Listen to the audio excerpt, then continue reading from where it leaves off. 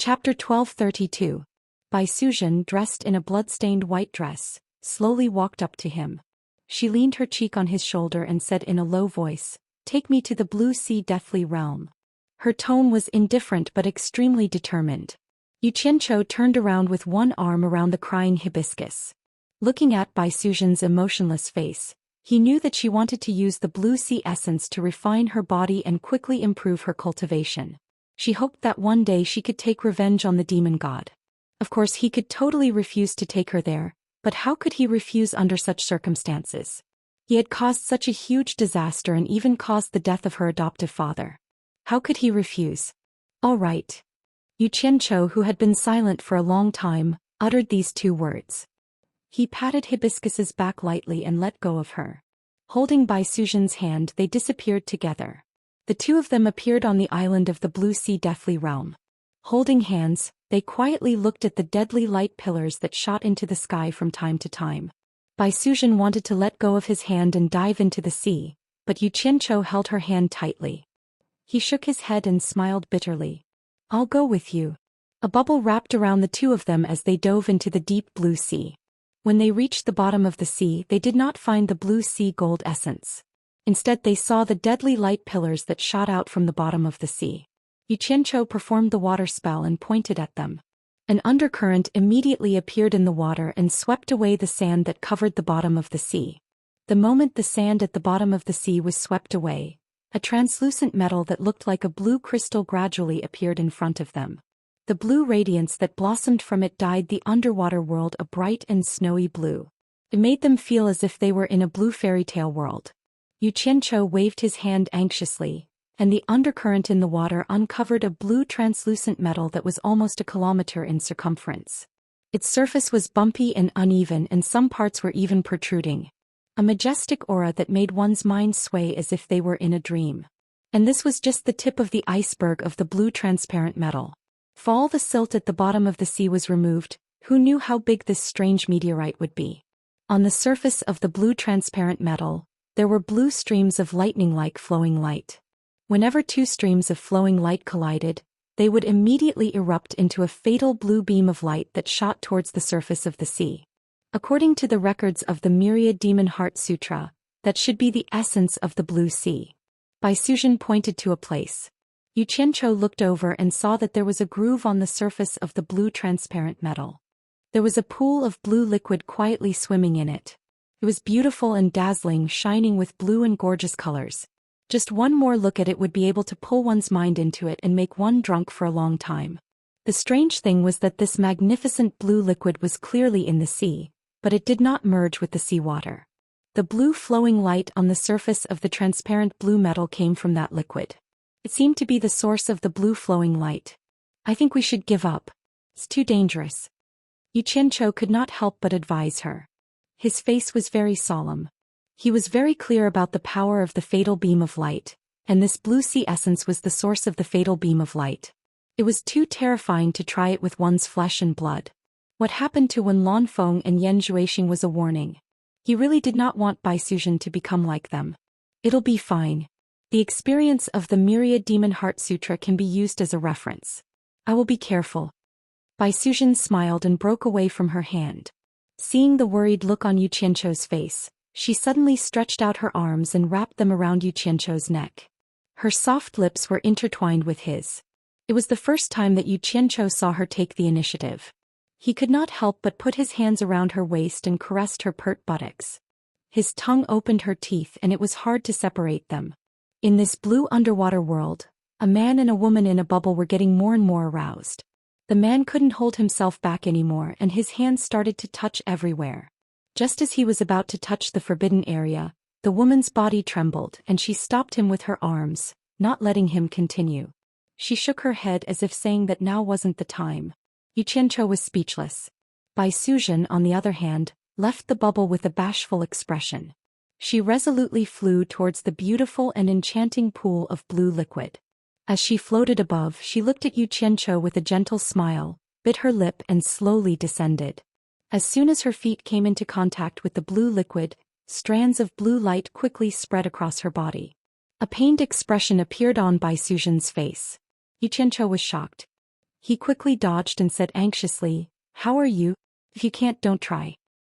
"I'm fine." Bai Suzhen shook her head and replied. She clenched her teeth and continued to sink down. However, her entire body was trembling uncontrollably. It was obvious that she was suffering from indescribable pain and torture. With a slight tilt, her entire body submerged into the magnificent blue liquid. Seeing her like that, Yu Qianzhou was as anxious as an ant on a hot pan. Finally, he steeled his heart and decided to go down and give it a try. If he found that he couldn't bear it anymore, he would immediately take Bai Suzhen away by force. He couldn't let her continue to take risks. However, just as he was about to step in, the golden pearl in his dantian seemed to sense something. It suddenly burst with dazzling golden light. The magnificent blue liquid also burst with blue light. The two kinds of light resisted each other as if they were repelling each other. No matter how hard Yu Qianzhou tried, he couldn't take a step closer. In the end, he was forcefully pushed away. At this moment, the two kinds of light quietly disappeared. Yu Qianzhou looked at himself in confusion. He then looked at the blue liquid. He didn't know what was going on. "Yu Qianzhou, get out of here quickly. I can feel the energy of the blue sea gold essence throbbing when you come near. It's so violent that I almost lost control of my mind." Bai Suzhen's pained voice drifted out from the blue liquid. Yu Qianzhou didn't know why it was like this, but he didn't dare to do it again. After hesitating for a while for Bai Suzhen's safety, he gritted his teeth and flew out from the bottom of the sea. He landed on the island and waited quietly and anxiously. 3 days later, the restless Yu Qianzhou suddenly saw Bai Suzhen's figure emerging from the bottom of the sea. She stood quietly on the surface of the sea and didn't move an inch. He immediately flashed over and found that Bai Suzhen's eyes had turned a strange blue color. It looked a little scary and she seemed to be in a daze. Yu Qianzhou was almost scared out of his wits. He quickly asked, "What's wrong with you?" The other party was indifferent, as if she didn't hear him at all. She picked Bai Suzhen up by the waist and flew to the island. Then she laid her down carefully on the beach. At this moment, Yu Qianzhou was stunned. He saw that the blue light in Bai Suzhen's eyes started to shine with a blue light. It grew stronger and weaker as if it was gradually being absorbed into her body. Yu Qianzhou grabbed her wrist and checked the situation inside her body. He didn't know if he didn't look, but when he did, he was shocked. Bai Suzhen's cultivation was rising at an unbelievable speed. It seemed like the weaker the blue light in her eyes, the stronger her cultivation would be. It wasn't until the blue light in her eyes had shrunk to the size of a needle tip that her cultivation stopped growing. At this time, Bai Suzhen's cultivation had actually risen to the early stage of minor god. If one didn't look carefully, one wouldn't notice the two needle-tip-sized blue lights in her eyes. The magical effect of the blue sea essence made Yu Qianzhou's jaw drop in disbelief. He couldn't help but look back at the sea, having the urge to try again. At this time, Bai Suzhen's eyes gradually moved and she slowly sat up. However, when she saw her hand was grabbed by Yu Qianzhou, she suddenly shook it off and teleported to the side. She asked coldly, "Who are you?" Yu Qianzhou looked at her nervously and asked with a trembling voice, What's wrong with you?" To be exact, he was panicking. He was worried that Bai Suzhen would turn into a second Wen Lanfeng. Fortunately, as soon as Bai Suzhen heard his voice, she immediately shook her head with a pained expression and slowly regained her senses. She looked up at Yu Qianzhou with a somewhat dispirited expression and said apologetically, "I'm fine. It's just that I haven't fully recovered yet." Yu Qianzhou immediately patted his chest and breathed a sigh of relief. He walked over and grabbed her hand. He smiled bitterly and said, "You almost scared me to death just now. It's good that you're fine." Bai Suzhen inadvertently withdrew her hand. She looked at him and said with a smile, "Now is the best time to improve your cultivation while the energy of the blue sea essence has yet to dissipate. Let's go back. I'm going into seclusion for a while." Yu Qianzhou looked at her withdrawing hand in a daze. He almost didn't hear what she said. It was only when she urged him again that he reacted and nodded. He squeezed out a silly smile on his face and enveloped her with his divine sense. They disappeared together. Upon returning to Utopia, Bai Suzhen glanced at the devastated ruins. She didn't greet anyone. She only told Yu Qianzhou that she was going to find a place to go into seclusion. She then quickly flew into the distance alone. No one knew where she was going to go into seclusion. Yu Qianzhou stared blankly in the direction in which she disappeared. He then lowered his head to look at his hand in silence. The feeling of Bai Sujian's stiff withdrawal had yet to disappear. Wu Lixue, who had been helping Lu Yanqing heal the wounded, walked over. She also looked in the direction in which Bai Sujian had disappeared and asked curiously, "What's wrong with Sister Bai? Why does her expression look a little strange? What did you do to her?" "She just used the blue sea essence to temper her body. Maybe she hasn't recovered yet. She'll be fine when she recovers," Yu Qianqiu explained in a daze. There was a hint of self-comfort in his tone. She won't become like Wen Lanfeng, will she?" Wu Lixue said worriedly. "Don't jinx it." Yu Qianqiu rolled his eyes. But seeing that this heartless girl was safe and sound in the great calamity, his mood improved a little. He held her white and tender hand and said, "Shui, let me tell you some good news. I found your pheasant in the divine illusionary realm." Chapter 1233. After bringing the overjoyed Wu Lixue to the divine illusionary realm, Hong Tailong pheasant and the rainbow-feathered Lion King were still waiting for him. Naturally, Wu Lixue and pheasant hugged and cried out in joy. Hong Tailong approached Yu Qianqiu and asked about the demon god. After learning that the demon god was no longer looking for trouble, Hong Tailong heaved a sigh of relief. "I just don't know if the demon god is not looking for trouble for the time being or if he will come again in the future. How can we live in fear every day?" After Hong Tailong sighed, his eyes suddenly lit up. He elbowed Yu Qianqiu and said, "Oh right, how is your mission to administer punishment on behalf of the heavens? If it's almost done, we might as well seek refuge in the divine realm. With the protection of Coiling Dragon Ancestor at the Divine Dragon Mountain, the demon god may not be able to find us." Yu Qianqiu was speechless. He thought to himself, "How the hell do I know what's up with administering punishment on behalf of the heavens?" If not for Hong Tailong's reminder, he would have forgotten about it. He had told so many lies that even he almost believed them. Previously, when he was being chased by the demon god, he indeed wanted to seek refuge in the divine realm. However, after Hong Tailong's reminder, he remembered that the Netherworld Divine Manners passage to the divine realm led directly to the Dragon Clan's Divine Dragon Mountain. When he thought that he would have to face Coiling Dragon Ancestor, he did not dare to go even if he was beaten to death. He coughed dryly and sighed with a face full of melancholy. If it's just to seek refuge, hiding in the all-heavens boundary is the best place. However, the key is that I am not resigned to it. I want to seek revenge on the demon god. Yes. I also think that the all-heavens boundary is a good place to seek refuge. However, the key is that you provoked the wind god. If we go there, aren't we courting death? Hong Tailong sneered disdainfully. Seek revenge on the demon god? So many peak experts in the divine realm can't do anything to the demon god. Do you think you can get revenge? I think we should hide first. Sigh. The ultimate mission of administering punishment on behalf of the heavens is to eradicate the demon god. Yu Qianqiu said solemnly as he looked at Hong Tailong. Hong Tailong's mouth was agape as his expression stiffened. The muscles on his face twitched violently twice. Then he revealed a smile that was uglier than a crying face as he cried out in grief. "It can't be. Are you kidding me? Why would you accept such an impossible task? You think I want to?" Yu Qianqiu rolled his eyes and continued to bluff. "Do you think I can refuse? It's over, it's all over."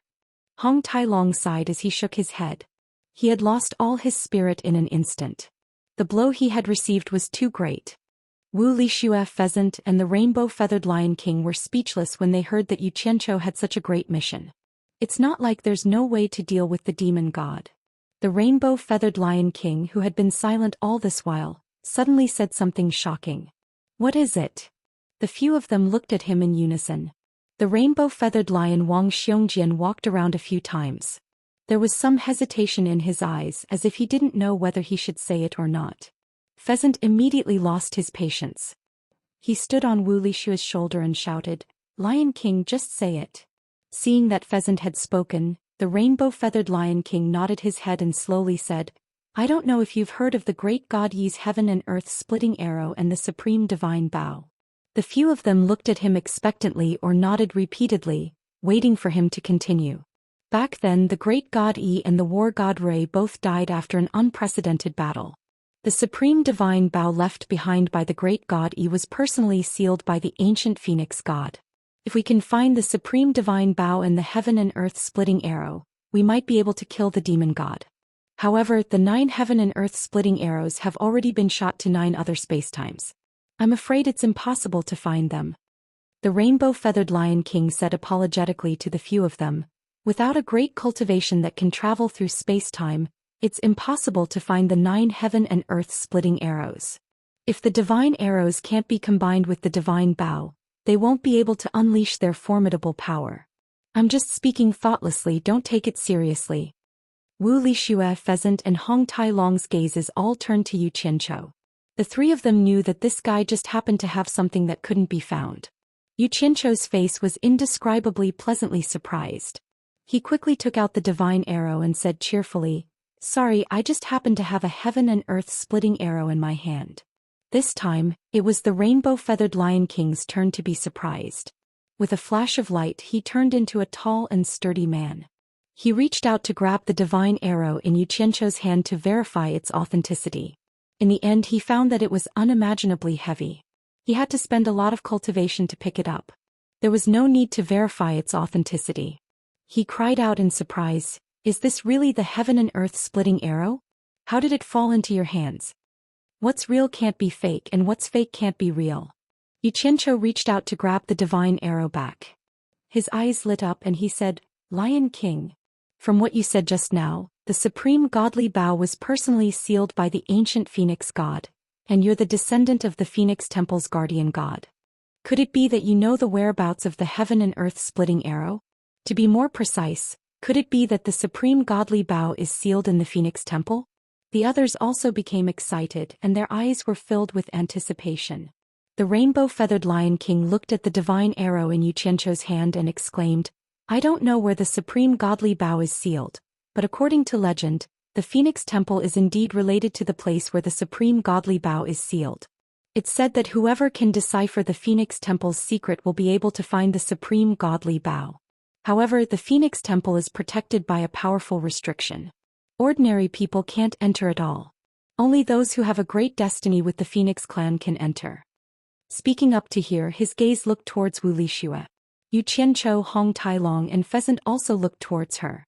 Wu Lixue looked at herself up and down with a blank expression. Puzzled, she said, "Why are you all looking at me? This heartless girl, the person who has a great destiny with the Phoenix clan is you." Hong Tailong's old face turned into a chrysanthemum flower as he clapped his hands and chuckled non-stop. "I knew it. How could old ancestor Coiling Dragon hand over an impossible task to me? No wonder he asked me to bring the heaven and earth splitting arrow down here. No wonder he asked you, Yu Qianzhou, to complete the task. Turns out that this is the trump card to deal with the demon god. I say, why is everyone still in a daze? Let's go. Let's go to the Phoenix Temple." Everything was ready, only the east wind was left. The group no longer hesitated. Yu Qianzhou's cultivation was the highest, so he immediately took out the flying shuttle and carried them away. The rainbow-feathered Lion King showed him the way. A day later, the flying shuttle stopped at the peak of a towering mountain. The mountain was surrounded by mountains and seas of clouds. The scenery was enchanting and all kinds of birds were flying around the mountain chirping. The peak of the mountain was paved with pure white jade, and there was a white jade platform that faced the cliff. Below the platform was a jade tablet with the 3 words Phoenix Stage carved on it. Under the sunlight, it was dazzling, making people feel as if they were in a dream.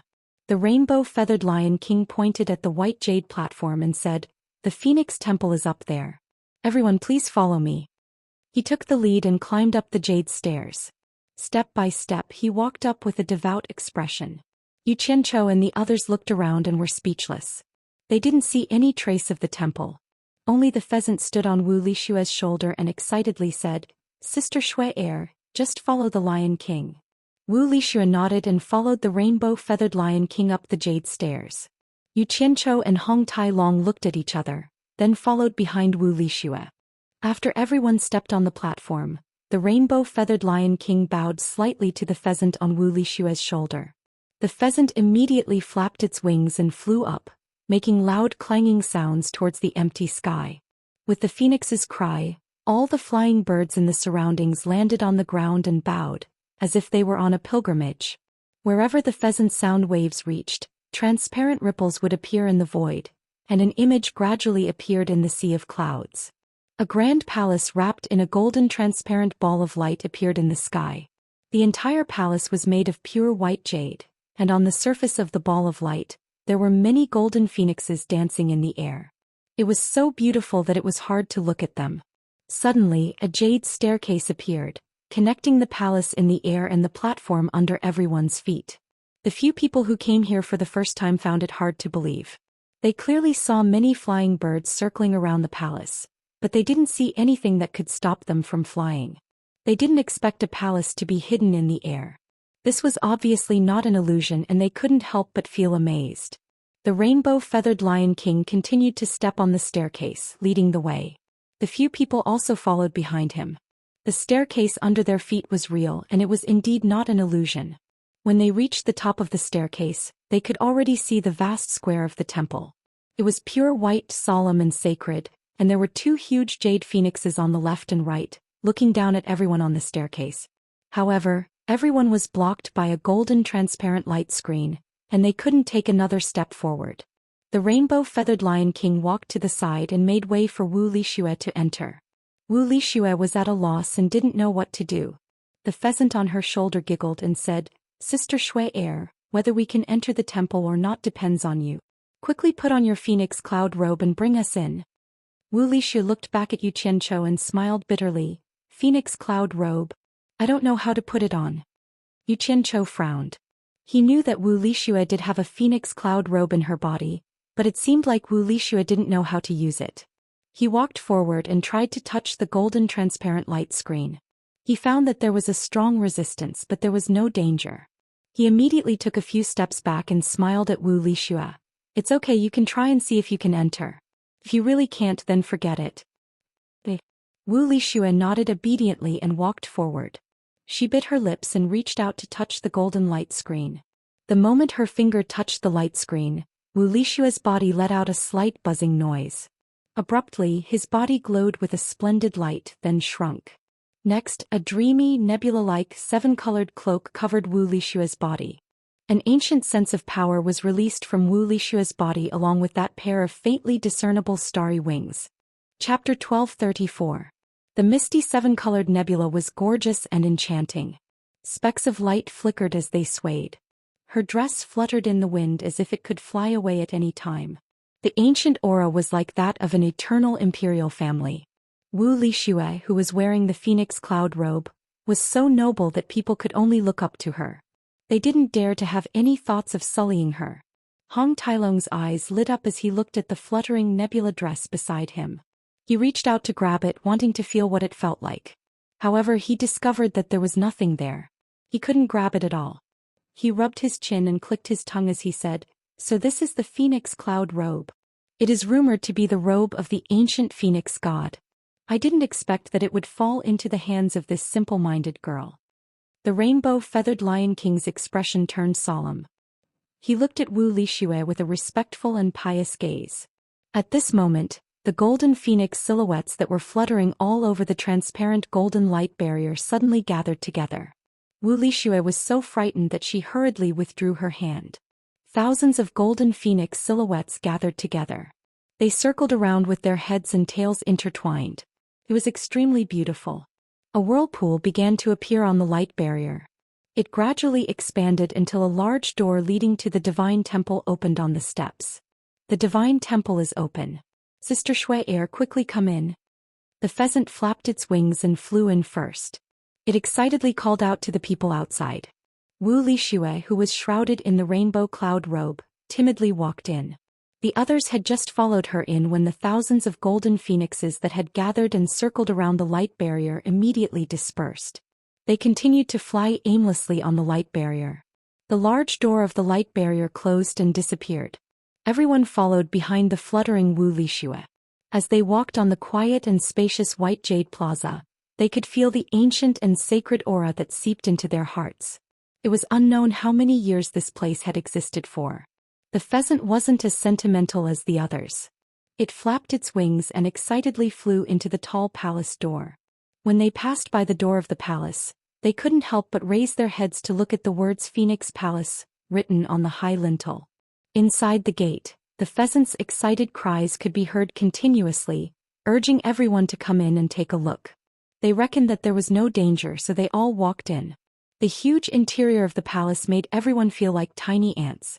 The jade pillars surrounding them were at least dozens of feet in diameter and hundreds of feet in height. They were completely integrated and there were no marks on them.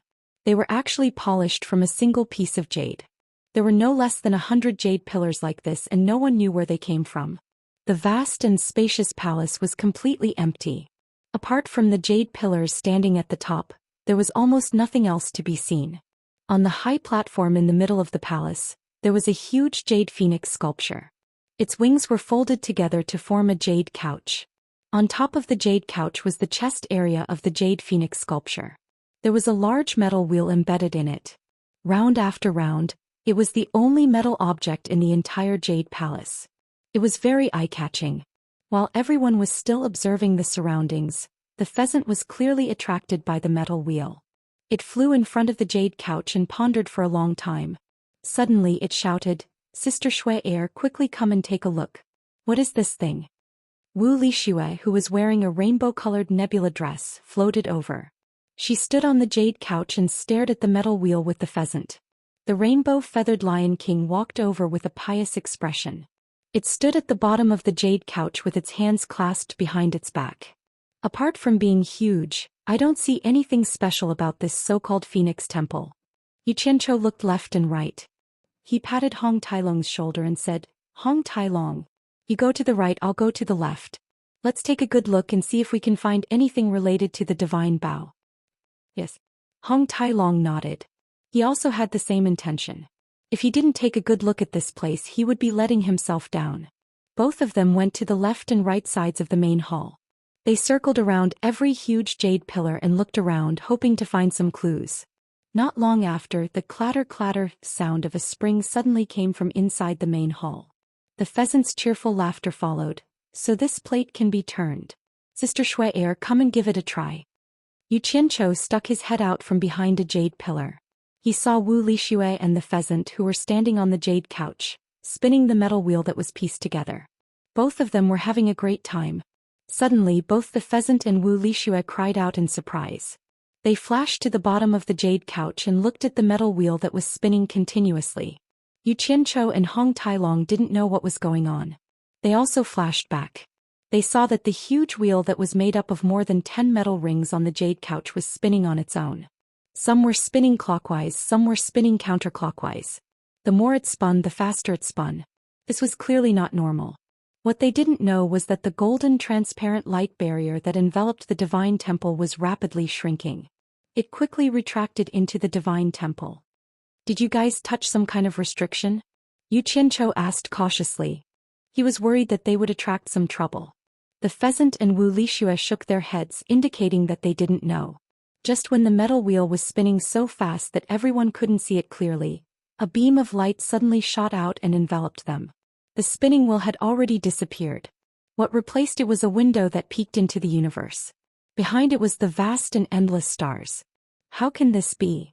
The few of them were shocked. However, what made them even more shocked was that the beam of light was slowly retracting. At the same time, Wu Lixue, pheasant, and the rainbow-feathered Lion King were also brought back. The three of them couldn't help but float along with the retracting beam of light. "Yu Qianzhou, save me!" Wu Lixue shouted in panic. "Shui air!"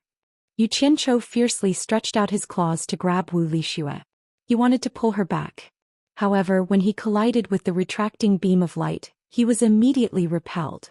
Even with his cultivation, he couldn't break through. Hong Tailong wanted to help him. He tried again and again, but it was all useless. The panicking rainbow-feathered Lion King suddenly said with joy, "I know. My ancestor once said that as long as I guard this place and fulfill my duty, I will be able to return to the divine world one day. This is the passage to the divine world left behind by the ancient Phoenix God. My mission is complete. The ancient Phoenix God wants to bring me back to the divine world. The passage to the divine world left behind by the ancient Phoenix God." The struggling pheasant stopped and cheered. Wu Lixue struggled even more fiercely. She stretched out her hand and shouted at Yu Qianzhou, "Yu Qian, save me. I don't want to go to the divine world. I want to be with you." Yu Qianzhou's eyes widened. He directly summoned a divine arrow and shot it at the beam of light. Who knew that when the incomparably sharp divine arrow pierced the beam of light, it was like a punch hitting cotton. It couldn't display its power at all. Instead it was bounced back. At this time the beam of light had completely retracted into the window. It wrapped around Wu Lixue pheasant and the rainbow-feathered lion king and flew into the depths of the universe, disappearing without a trace. Following that, the window that allowed them to see the universe also disappeared. The metal wheel that was spinning in either direction or in reverse returned to its original state. Xianxia was unable to restrain his anger. He summoned another divine arrow and shot it at the metal wheel. With a loud bang, the metal wheel stopped spinning. However, it wasn't damaged in the slightest. The divine arrow actually couldn't do anything to it. Almost at the same time, the entire divine palace shook violently. The jade pillars collapsed with a loud bang and the huge roof fell down. It's over. The divine palace is about to collapse. Hong Tailong cried out in alarm.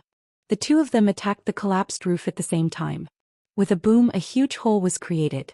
The two of them passed through the hole and floated in the air. They saw that the jade palace had already crashed into the mountain range below and was smashed into pieces. The divine phoenix temple was destroyed just like that. The two of them stayed in the air for a long time. Suddenly, Xianxia raised both of his arms and roared angrily at the sky. Who can tell me what is going on? Shua. How could this be? Hong Tailong also shook his head. He flew down and rummaged through the shattered jade palace. In the end, he carried the huge metal wheel and flew back up. He placed it on the mountain peak with the Phoenix Stage inscription. He rubbed his chin and examined it carefully. In the end, he squatted down and started spinning the metal in circles, as if he was trying to figure out what was going on. After venting his anger in the air for a while, Xianxia powerlessly landed on the mountain peak. He sat on the ground in a daze and didn't say a word. After a long time, he suddenly jumped up and shouted, Hong Tailong. Come, let's go to the Netherworld Divine Palace. Open the passage to the God Realm and we'll go there. Are you kidding me? We haven't completed our mission yet. How are we going to explain this to old ancestor Coiling Dragon when we return to the God Realm? Hong Tailong rolled his eyes at him. Xianxia was speechless.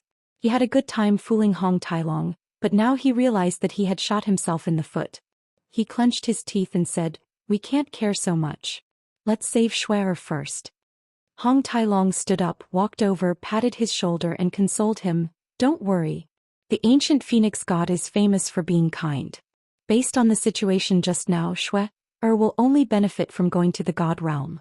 Taking 10,000 steps back, even if the ancient phoenix god has some bad intentions, do you think you can save that girl Shuer from the ancient phoenix god with your current abilities? Even a resurrected wind god can scare you into fleeing, let alone the ancient phoenix god. Xianxia was silent. He knew that what Hong Tailong said was right, but he still couldn't put his mind at ease when Wu Lixue's fate was unknown. Since it has already happened, there's no point in being anxious. Come take a look at this. Hong Tailong grabbed his arm and dragged him to the side of the metal wheel. He pointed at it and said, As long as you find the supreme divine bow, you will have something to rely on to save Wu Lixue or to deal with the demonic god.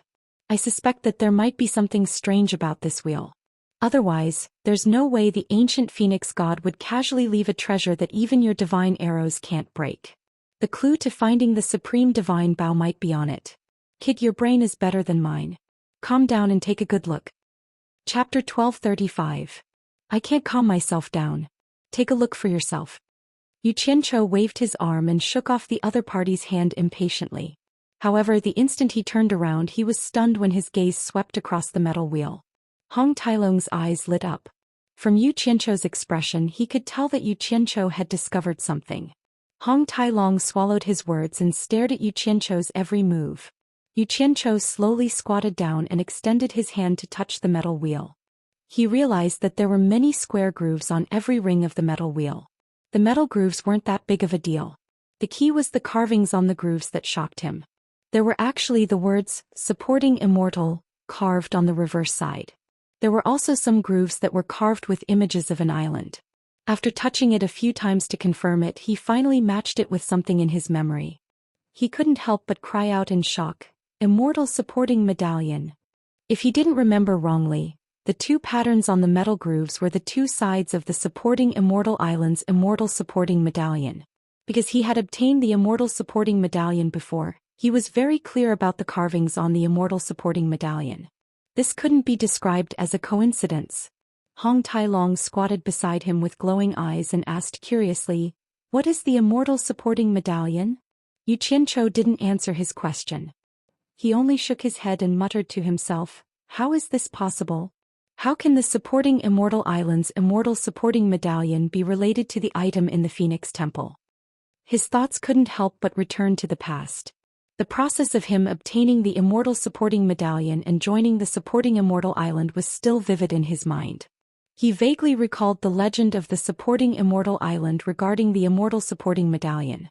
It was rumored that there were originally 300 Immortal supporting medallions. If anyone could gather all 300 Immortal supporting medallions together, they would know a secret. At that time he felt that it was strange. The 300 Immortal supporting medallions must have appeared together at the very beginning. Why didn't the people of the supporting Immortal Island know what the secret was? From the looks of it now, perhaps the 300 Immortal supporting medallions had to be paired together with this metal wheel in order to unravel a certain secret. What exactly was the secret? Could it be the place where the supreme godly bow was sealed? The more Yu Qianqiu thought about it, the more shocked he became. If he did not see this thing, he would have forgotten about the Immortal supporting token. He started to count the number of grooves on the metal wheel: 1, 2, 3, 4, 5. 297, 298, 299, 300. No more, no less, it really is 300. How is this possible? The supporting Immortal Island is actually related to the Phoenix Divine Temple. By the side, Hong Tai-long was tormented by his baffling words until he scratched his head and scratched his ears. He didn't know whether to laugh or cry as he said, "My blood brother, don't keep all the secrets to yourself. Say it and share it with me. I'm about to die from anxiety because of you." Yu Qianqiu didn't hide anything from Hong Tai-long. He told Hong Tai-long everything he knew about the supporting Immortal token when he first joined the supporting Immortal Island in the mortal world. Hong Tai-long was enlightened after listening to Yu Qianqiu's story. He laughed and patted Yu Qianqiu's shoulder. If it was someone else who would be able to unravel this secret. This was simply fate. No wonder old ancestor Coiling Dragon handed the heavy responsibility of eradicating the devil god to you. If it was someone else, it would be useless even if they racked their brains. That's right. Yu Qianqiu squeezed out a smile awkwardly. However, he was cursing in his heart. He thought that it was all a coincidence. Suddenly Hong Tai-long stood up. He opened his mouth and directly sucked the huge metal wheel into his stomach. He waved his hand and said, "It's better to be early than late. Let's go." Yu Qianqiu stood up in astonishment and asked, "Where to?" "Of course to that supporting Immortal Island that you mentioned." Hong Tai-long snickered and said, "The situation is very clear. Supporting Immortal Island is definitely the place where the supreme godly bow is sealed. Since we already know the location, if we don't take it now, then when? Once we obtain the supreme godly bow, we can go to the god realm. It's fine if you want to save Wu Li Xue or eradicate the devil god. Let's go, let's go. This old dragon can't wait to see what the legendary supreme godly bow looks like." Yu Qianqiu thought about it and agreed. He casually flicked a small silver ball to the bottom of the mountain. With a wave of his hand, the two of them disappeared from the mountain peak. Blue waves surged. The sky was high and the sea was wide. Supporting Immortal Island was still the same supporting Immortal Island. The island's defensive formation was still there. However, it couldn't stop the two of them from entering. The two of them directly appeared on the island. It had only been a few years and no one had taken care of it. The buildings on the island were already somewhat dilapidated. Weeds were growing everywhere. The entire supporting Immortal Island was quiet. There wasn't a single person in sight. In fact, it was impossible for the owner of this island to return. Revisiting an old place, Yu Qianqiu was filled with emotions. The situation when he first entered the supporting Immortal Island was like yesterday. Now everything was the same, but the people had changed.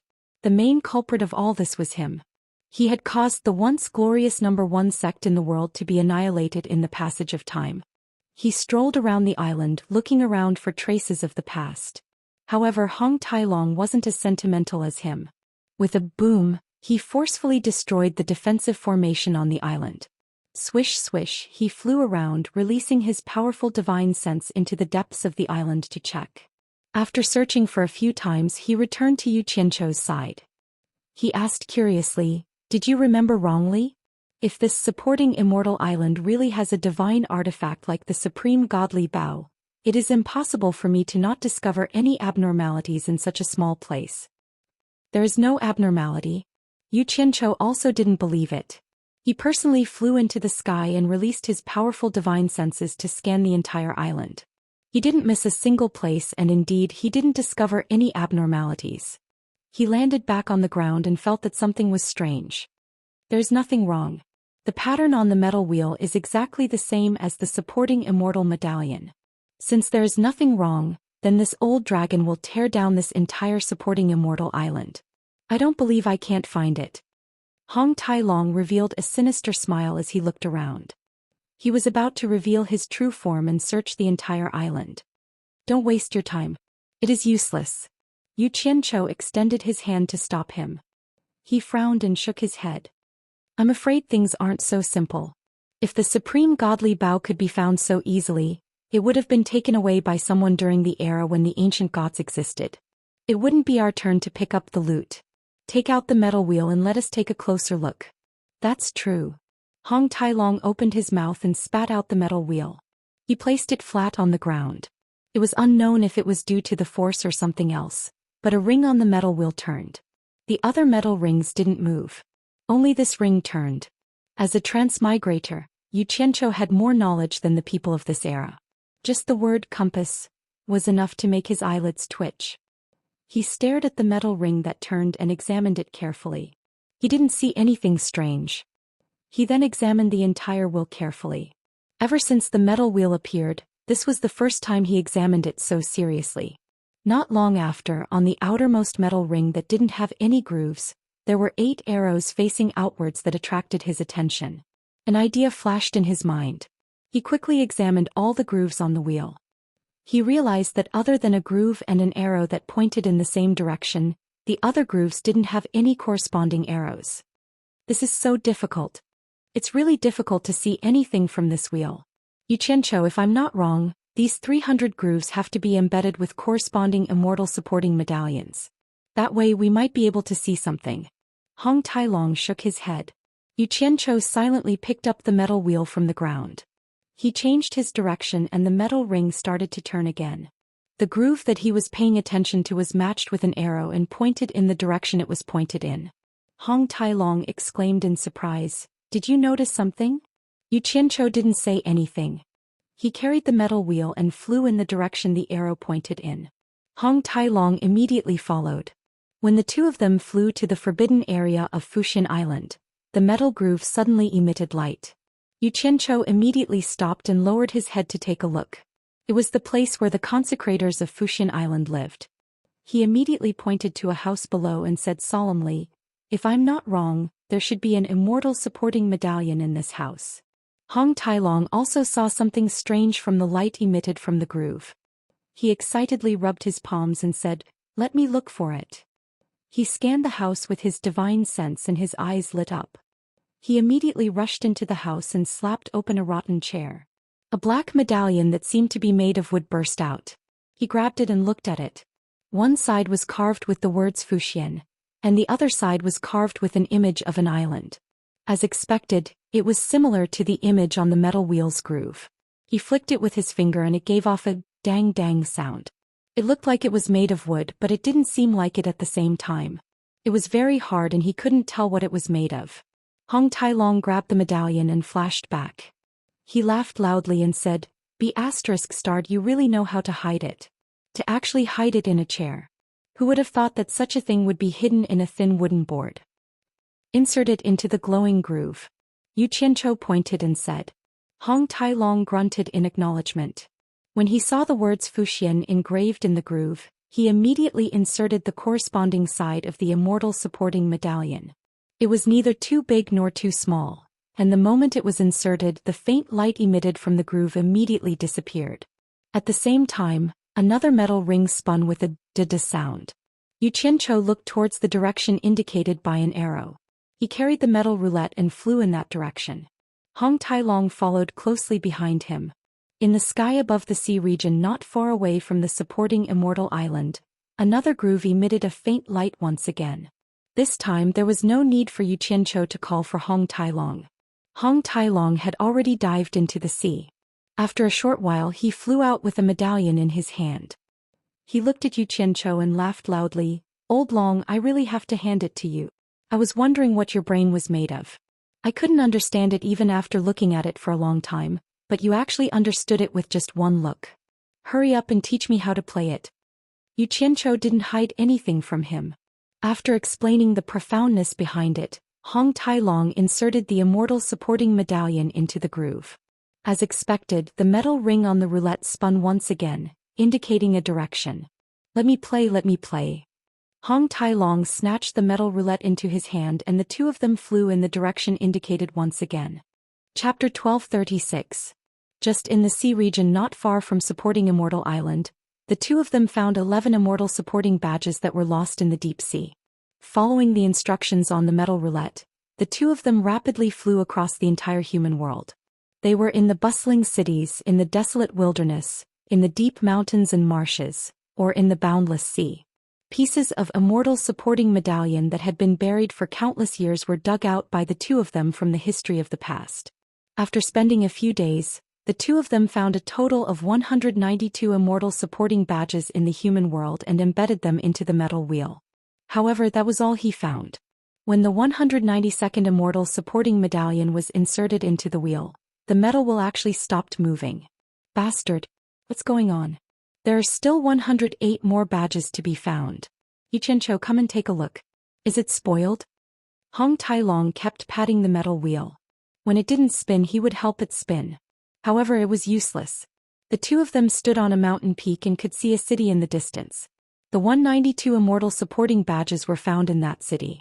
Yu Qianqiu frowned and thought for a while before sighing. I think I know the reason. I brought everyone from supporting Immortal Island to the Divine Illusionary Realm. The remaining Immortal supporting badges shouldn't be in the human world anymore. That's why the metal wheel can't sense them. You mean the remaining Immortal supporting badges are all in the Divine Illusionary Realm? I think so. Yu Qianqiu nodded slightly. That gave me a fright. I thought I spoiled it. Hong Tailong heaved a sigh of relief and chuckled. Then what are we waiting for? Let's continue searching. Let's go back to the Divine Illusionary Realm. When the two of them passed by Utopia and were about to head to the Divine Illusionary Realm, the metal wheel in Hong Tailong's hand suddenly clicked. The two of them were stunned. Hong Tailong was stunned. It can't really be spoiled, right? Why is it spinning here? Yu Qianqiu looked in the direction the metal wheel was pointing and said thoughtfully, "It's not spoiled. If I'm not wrong, Utopia should also have 2 Immortal supporting badges."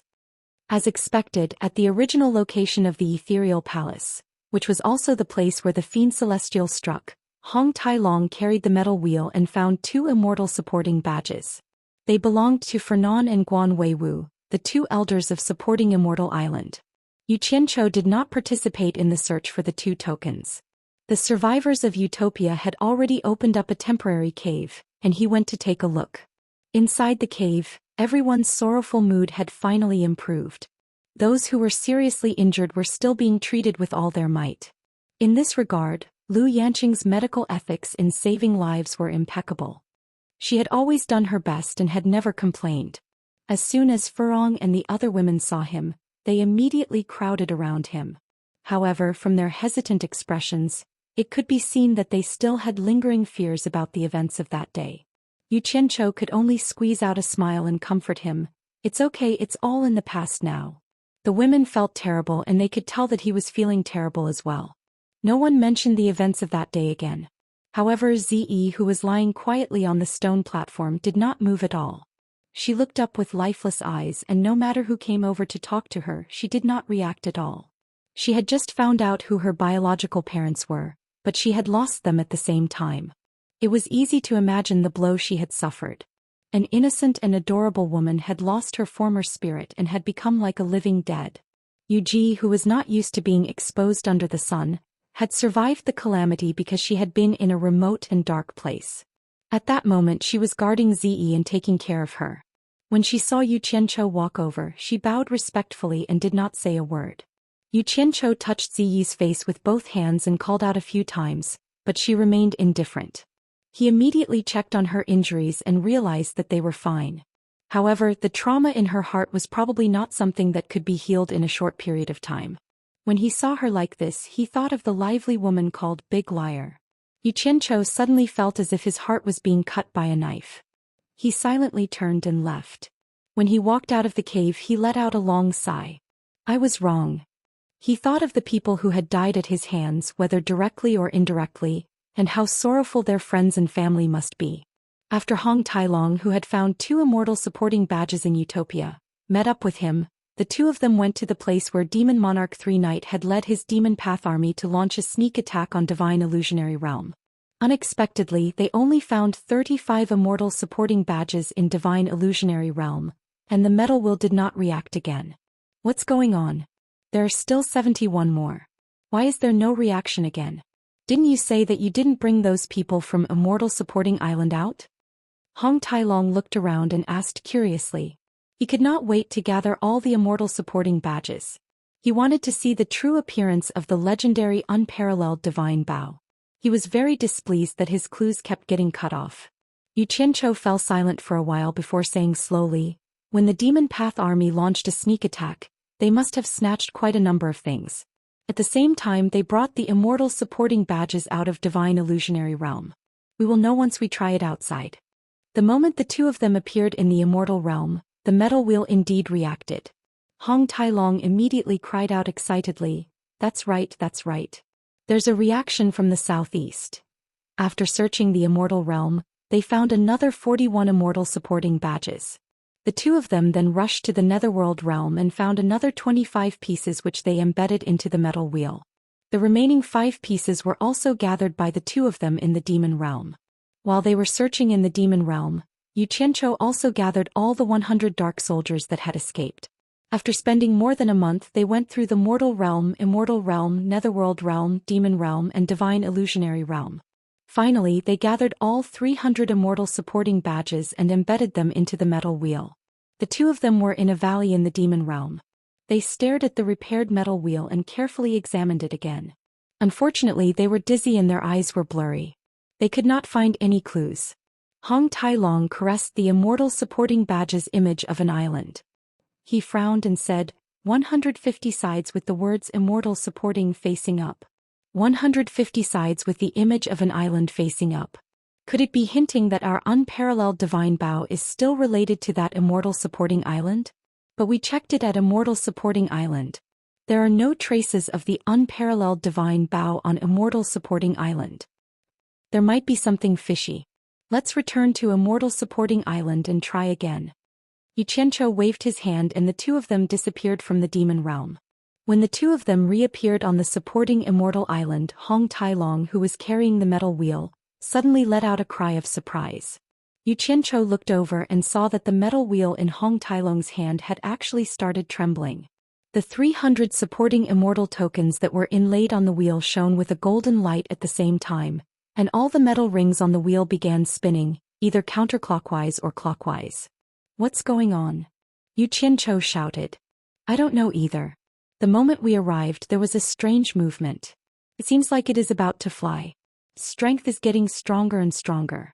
I can't hold on to it anymore. Quickly help me catch it. If it escapes, all our efforts will be wasted. Hong Tailong used all his strength to struggle to hold on to the spinning metal wheel. Yu Qianqiu quickly looked at the surrounding immortal supporting island and shouted resolutely, Hong Tailong. Let it go and see what happens. Don't regret it if it escapes. Hong Tailong rolled his eyes unhappily. It seemed like he couldn't bear to let go of the treasure in his hands. But in the end he still did as he was told. The key was that he couldn't control it anymore. It wasn't that he really wanted to let go. As soon as he let go, the metal wheel flew to a certain height in the air, and then stood upright, no longer flying. All the metal rings on it started spinning very quickly. Moreover, they were spinning faster and faster. It was a dazzling sight. At the same time, there was an endless amount of living beings' aura surging over from all directions and being sucked into the spinning wheel. Hong Tailong's eyes lit up as he exclaimed, magical, magical. Could the supreme god Bao really be sealed on this immortal supporting island? It's just that we can't find it with our abilities. Yu Qianqiu sensed the living being's aura surging over from all directions. In a certain direction the human aura was the thickest. Suddenly an idea flashed in his mind. He looked towards the direction where Immortal supporting island was facing and muttered to himself, I think I know why it's hard for cultivators to reach the demigod stage in China's cultivation world. Could it be related to this matter? Suddenly, a dazzling golden light burst out from the rotating rings of the metal wheel in the air. It suddenly appeared and then disappeared. The entire metal wheel disappeared, leaving a circular void window in the sky. Faint colorful rays of light shone out from the window. A majestic ancient aura also faintly seeped out from the window. The two of them looked at each other and couldn't help but fly up. When they came to the window and took a look, the two of them were dumbfounded. Behind the void window was an endless starry sky. It was vast, deep, beautiful, and enchanting. In the illusory space of the universe, there was a seven-colored bough that was hundreds of feet long, as strong as the roots of an old tree. Both ends of the bough were pulled by a dreamy phantom bowstring that seemed to be composed of countless stars. It was shining with a dazzling luster that made one's mind ripple, like a rainbow of stars, enchanting one's soul. The entire bough was flowing with seven-colored light. It stood motionlessly in the universe, accepting the baptism of the sun, moon, and stars. The ancient aura of vicissitudes that pressed down on one's mind was endless. That was the glory of a supreme king that would never fade. Yu Qianqiu and Hong Tailong slowly turned their heads and looked at each other. They exclaimed almost at the same time, Supreme God Bao. Hong Tailong was excited. He pulled his beard and hair as he waved his hands and shouted, It's really the Supreme God Bao. It's too beautiful. It's really good stuff. I didn't expect it. I really didn't expect it. The ancient phoenix god had actually sealed the peerless divine Bao in the vast universe without any fixed coordinates. Who could possibly find it in the boundless universe? It's actually hidden in the universe. This is 2F asterisk king surprising. No wonder I couldn't find it on supporting Immortal Island. He laughed for a while. Suddenly he stretched out his hand and touched the window. When he realized that there was no obstruction, he immediately slipped in and flew straight towards the huge divine Bao. He shouted excitedly and hugged it, kissing it. It was as if he wanted the treasure more than his life. Chapter 1237. However, that divine Bao was too big. It floated quietly in the cosmos, reaching a length of over 100 zhang. Hong Tailong's huge head could be completely ignored as he stuck to the bough. He was like an ant climbing on the bough, like an ant that had found food and was dancing with joy. Although Yu Qianqiu was also a person whose eyes were opened by the sight of treasures, he was also extremely excited. However, compared to Hong Tailong, he was much more cautious. He reached out his hand to touch the edge of the window, but it easily brushed past. The window that connected the mortal world and the cosmos seemed like an illusion, as if it didn't exist. He stuck his head in to look around and confirmed that it was the boundless cosmos on the other side, while the mortal world was on the other side. The mystical scene amazed him. After hesitating for a while, he didn't dare to rush in without knowing anything like Hong Tailong. What if the window suddenly closed? What if it was a trap? He stared at Hong Tailong and coughed in envy. He waved his hand and shouted, Hong Tailong, what are you so excited for? Hurry up and bring out the godly Bao. So beautiful. Hong Tailong, who had floated to the dreamlike bowstring, was drooling while hugging it. Startled, he immediately flashed to the bow and tried to pull it back. However, no matter how strong he was, he couldn't move the bow at all. Roar. A dragon roar sounded, and Hong Tailong revealed his original form. He turned into a huge red dragon and circled around the bow. After wrapping his long body around the godly bow, he used all his strength to pull it back, but the godly bow still didn't budge. Hong Tailong grew anxious. He roared a few times and exerted his strength, but it was useless no matter how many times he tried. In the end, he relaxed like a lazy snake. Yu Qianqiu, who was dancing and cheering outside the window, snapped, Brat, what are you looking at? Come and help me. You're such a huge guy, but you can't even move the bow. How dare you call yourself a dragon? Yu Qianqiu said in disdain. Hong Tailong returned to his human form anxiously and said, It's easy for you to say. Why don't you try? Do you think this is a piece of scrap metal? This is great God Yi's supreme godly Bao. I don't think you can move it even with your cultivation. Bullshit.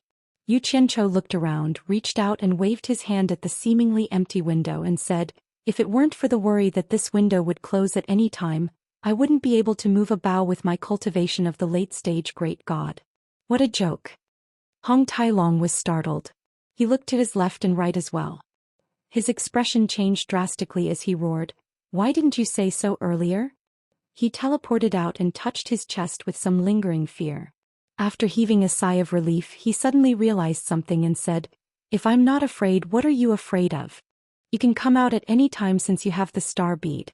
Yu Qianzhou was taken aback for a moment before he replied disapprovingly, who says I'm afraid? He slowly flew in and tried to contact Utopia. When he realized that there was no problem, he was at ease and flashed behind the divine bough. He held the divine bough with both hands and used all his cultivation to push it toward the window. This time it was Hong Tailong's turn to cheer for Yu Qianzhou. However, to their disappointment, even with Yu Qianzhou's cultivation, he was still unable to shake Yu Qianzhou in the slightest. Hong Tailong immediately pounded his chest and stomped his feet as he howled miserably, it's over. It's over this time. It wasn't easy for me to find this treasure, but I can't get it out. Yu Qianzhou retracted his hand and flew around twice. A thought flashed in his mind as he thought of the heaven and earth splitting arrow. He chuckled and said, that might not be the case. Why don't you see who it is? Raising his hand, he bit his finger and smeared his blood on the supreme divine bough. The blood was absorbed into the bough at a visible speed. In that instant, Yu Qianzhou felt that he and the divine bough were connected. With a thought, he reached out a palm. The supreme divine bough shone brightly in the vast starry sky and rapidly shrunk to the size of a normal bough. Then it slowly landed in his palm. Yu Qianzhou held onto the divine bough and teleported from the starry sky to the mortal world. He floated in the sky and laughed maniacally. Hong Tailong was filled with envy, so much so that he almost drooled. His eyes lit up as he stared at the divine bough in Xiao Chen's hand. He swallowed his saliva and said, how could I forget that a divine item has to recognize its master? What a great treasure, what a great treasure. Yu Qianzhou, let me play with it. Before he finished speaking, the window that appeared in the void suddenly flashed with a golden light.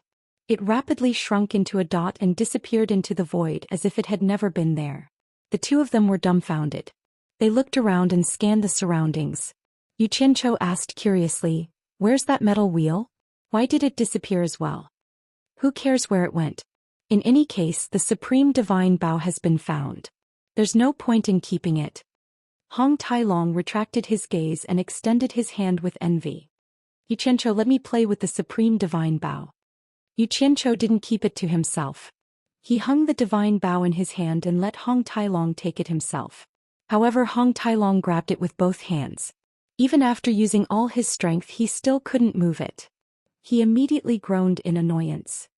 If I knew this would happen, I would have dripped my blood on it to recognize its master. Hurry up and test its power. Let me broaden my horizons. Holding the seven-colored bough in his hand, Yu Qianzhou had a solemn expression on his face. He could feel the vastness of the supreme divine bough. It wasn't that the energy within was tremendous, but he suddenly felt like he was reaching out and grabbing the universe. No matter how high his cultivation was, he wouldn't be able to figure out the depth of the supreme divine bough. Suddenly, a feeling of having the world in my hands surged in his heart. Hong Tailong clasped his hands together and said excitedly, heaven and earth splitting arrow. Knock your heaven and earth splitting arrow and shoot it. Yu Qianzhou shook his head. He didn't do that. He held the seven-colored bough with one hand and pulled the dreamlike bowstring with the other. However, he realized that he couldn't pull the bowstring at all. He let out a high and exerted force with both his arms, wanting to pull the bowstring. As he exerted all of his cultivation, the bowstring, which looked like a dreamy nebula, gradually began to curve. However, it was this slight curve that seemed to affect the atmosphere of the entire heaven and earth. The airflow between the heavenly swords trembled slightly along with the bowstring. Hong Tailong's body was pushed by an indescribable and terrifying force, as though his body was going to be torn apart. Hong Tailong's expression instantly changed. He lowered his head and looked down. The entire supporting Immortal Island was being pushed by an indescribable and terrifying force. The mountains collapsed and the earth cracked open, sinking into the sea. In the blink of an eye, sky-high waves were raised from the boundless blue ocean. The wind blew and the clouds surged. No one knew where the dark clouds came from. Lightning bolts flashed in the dark clouds as well. It was as if a slight movement of the bowstring could change the world. No. With my cultivation I can't pull the bowstring at all. Xianxia's face flushed red as he pulled the bowstring. He loosened his grip and released the bowstring. The airflow between the heaven and earth shook as well. Hong Tai-long staggered from that indescribable and terrifying force again. He looked at the supreme godly bow in Xianxia's hands.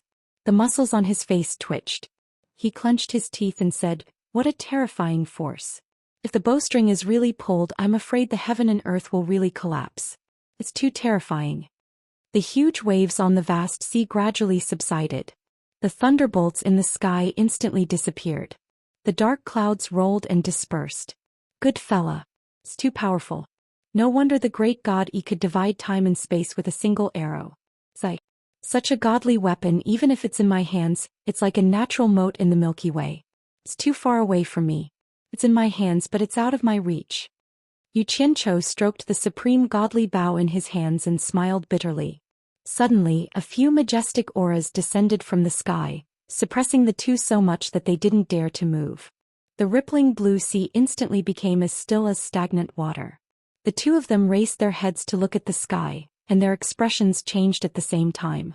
They saw 7 pairs of dreamlike giant eyes suddenly appear in the sky.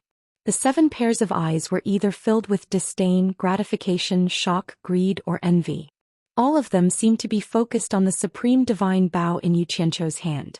Hong Tai-long stared at the pair of gratified eyes and mumbled dumbfoundedly, "Old ancestor coiling dragon." Xianxia stared at the pair of disdainful and cold eyes. He was too familiar with those eyes.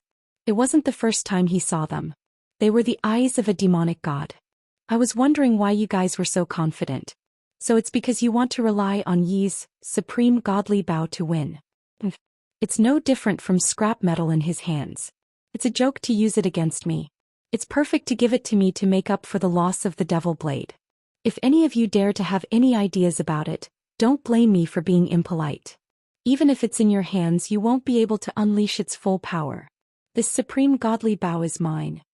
The demonic god's confident voice came coldly from the sky. The pair of demonic eyes moved to the sides and looked at the other 5 pairs of eyes in the sky. It seemed to be a warning. Then it quietly disappeared from the sky. Following that, another 4 pairs of eyes reluctantly retreated into the sky. The other 2 pairs of eyes smiled at each other and quietly disappeared as well. Demonic god. Xianxia clenched his teeth and tightly gripped the supreme godly bow in his hands. He really wanted to kill the enemy, but he was powerless to do so. He had nowhere to vent the anger in his heart. He turned his head and roared at Hong Tai-long, "Why did 7 pairs of eyes appear at the same time? Who are the other 6? Hong Tai-long came back to his senses. He shook his head with a bitter smile and said, "Who else could it be? You know the demonic god, I know the coiling dragon ancestor, and the other 5 must be the ancient phoenix god, the ancient light god, the sky god, the water god, and the thunder god. In the god realm, only these 7 true gods can ignore distance and appear at any place at any time.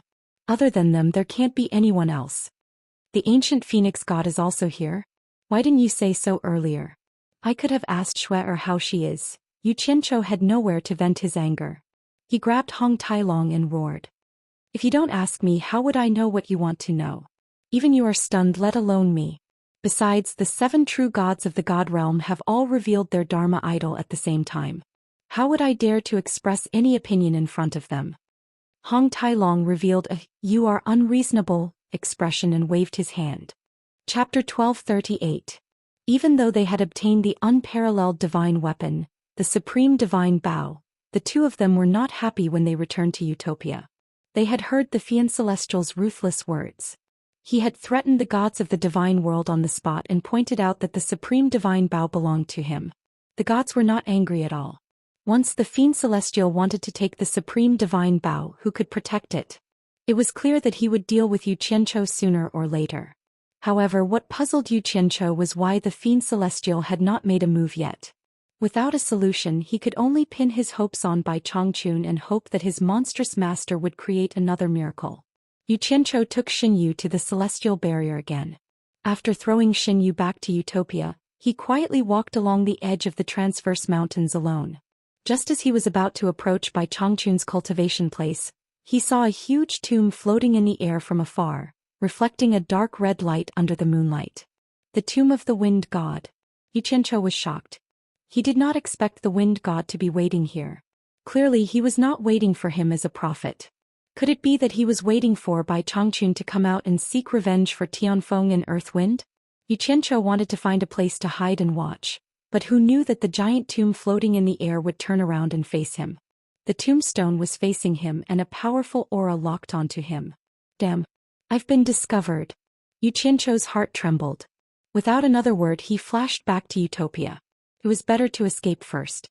After returning to Utopia, Yu Qianzhou suddenly realized that all the trouble he had stirred up in the three realms over the years was simply a joke. A single sentence from the demonic god had practically determined his fate of waiting to be slaughtered. He did not have the slightest ability to resist, and there was no place for him in this vast world. Endless frustration surged in his heart. Unknowingly he had arrived on an island overseas, where Bai Suxian was cultivating. Every time he suffered a setback he would always think of Bai Suxian for comfort. The entire island was shrouded in a dense demonic aura. As soon as Yu Qianzhou stepped on the island, the dense demonic aura immediately retracted into a valley. Yu Qianzhou flew in the direction where the demonic aura retracted. In the meadow that was filled with flowers, Bai Suxian sat cross-legged with her eyes closed. Seemingly sensing his arrival, Bai Suxian slowly opened her eyes and stood up. Yu Qianzhou landed in front of her and they looked at each other in silence. Yu Qianzhou suddenly shivered inexplicably in his heart. Cold. At this moment he only felt cold, thoroughly cold, cold to the bones, cold to the heart. Bai Suxian stared at him indifferently. Her eyes were devoid of any emotion and her dainty features were devoid of any expression. She looked at him as if he was a stranger on the street. You've broken through to the minor god realm in such a short time. Congratulations. Yu Qianzhou squeezed a smile on his face, trying to make his tone as intimate as possible, but even he could feel the distance in his words. Facing Bai Suxian he suddenly didn't know what to say. Ever since they met the two of them had never been so far apart. Bai Suxian didn't say anything. She looked at him calmly and slowly untied her gown with both hands. Under Yu Qianzhou's dumbfounded expression, Bai Suxian took off her clothes and stood naked in front of him. She had a face that could topple nations. Her skin was like ice and her bones were like jade. Her waist was enchanting. She had 2 red bumps on her full, snow-white breasts. Her long, slender, jade-like legs were luxuriant. One side of her perky buttocks made Yu Qianzhou swallow hard. He had yet to return to his senses and didn't know why she was acting like this all of a sudden. Bai Suxian quickly gave him the answer. She walked over with her slender legs and personally took off all his clothes. Then she hugged him tightly. The two of them hugged each other naked. The passion in Yu Qianzhou's heart was quickly ignited. The two of them fell onto the beautiful meadow, rubbing against each other and rolling around. Yu Qianzhou had finally found a way to vent all the pent-up grievances in his heart. They rammed into each other to their heart's content, venting crazily. Round after round of passionate entanglement. It was as if they wanted to toss and turn until the seas ran dry and the rocks crumbled. The beautiful meadow was ravaged into a sorry state. After a long time, the two of them fell to the ground in each other's arms, exhausted. It took a while for their breathing to calm down. Yu Qianzhou, who was still immersed in the aftertaste, was suddenly pushed to the side. Bai Suxian picked up her clothes and slowly put them on. With her back facing him, she walked to a place not far away and lightly said, "Is there anything else? Don't disturb me if there's nothing else. I still need to cultivate. You can come and look for me when you need me." Yu Qianzhou sat up abruptly and looked at her. After a long time he squeezed out a sentence with a smile on his face. It was unknown if he was saying it for her or to comfort himself. "It seems like the side effects of the blue sea essence on your body have not subsided. I don't blame you. I'll come and look for you when you recover." He picked up his clothes and did not wear them. Instead he carried them in his hands and ran away naked with a desolate expression. Outside the cave abode that the people from Utopia had temporarily opened up, Hong Tailong had written the word, demonic god, on the ground. He held a tree branch in his hand and walked around the word, occasionally stabbing it a few times to vent his anger. It seemed like he was thinking of a way to deal with the demonic god. Yu Qianqiu, who had returned after adjusting his clothes, landed beside him. He stared at the word for a while and suddenly said, "Hong Tai Long. Let's go to the Netherworld Divine Manor." Hong Tai Long looked at him with a puzzled expression. He frowned and said, "What do you want to do?" "To the Divine Realm. Waiting here is no different from waiting for death. Even if I die, I at least want to know what happened to Shui." Yu Qianqiu casually explained, not allowing him to ask any further. With a domineering wave of his hand, the two of them disappeared from the spot. In the Netherworld Divine Manor, at the peak of the continuous coiling dragon mountain range, the two of them stood on the peak and looked around. They did not discover anything out of the ordinary. Yu Qianqiu looked at the beautiful surroundings and frowned. "Are you sure that there's a passageway to the divine realm left behind by the coiling dragon patriarch here? Are you sure you want to go to the divine realm now?" Hong Tai Long stared at the sky and asked. "Yes." Yu Qianqiu's answer was very certain. "Then I'll say the unpleasant things first. If the coiling dragon patriarch has any problems, you'll have to help me," said Hong Tai Long nervously as he looked at him. Yu Qianqiu nodded expressionlessly and said, "No problem. Remember your words. Don't throw stones at me with your spit. I can't afford to take it," Hong Tai Long said. Then his figure suddenly elongated into a red shadow, revealing his dragon form. With a roar, he shook his head and waved his tail as he soared into the sky. The dragon soared in the sky, looking down at all directions. However, he didn't find any clues. Hong Tai Long, who had transformed into a dragon, suddenly let out a muffled groan. He opened his mouth and spat out a large amount of blood rain.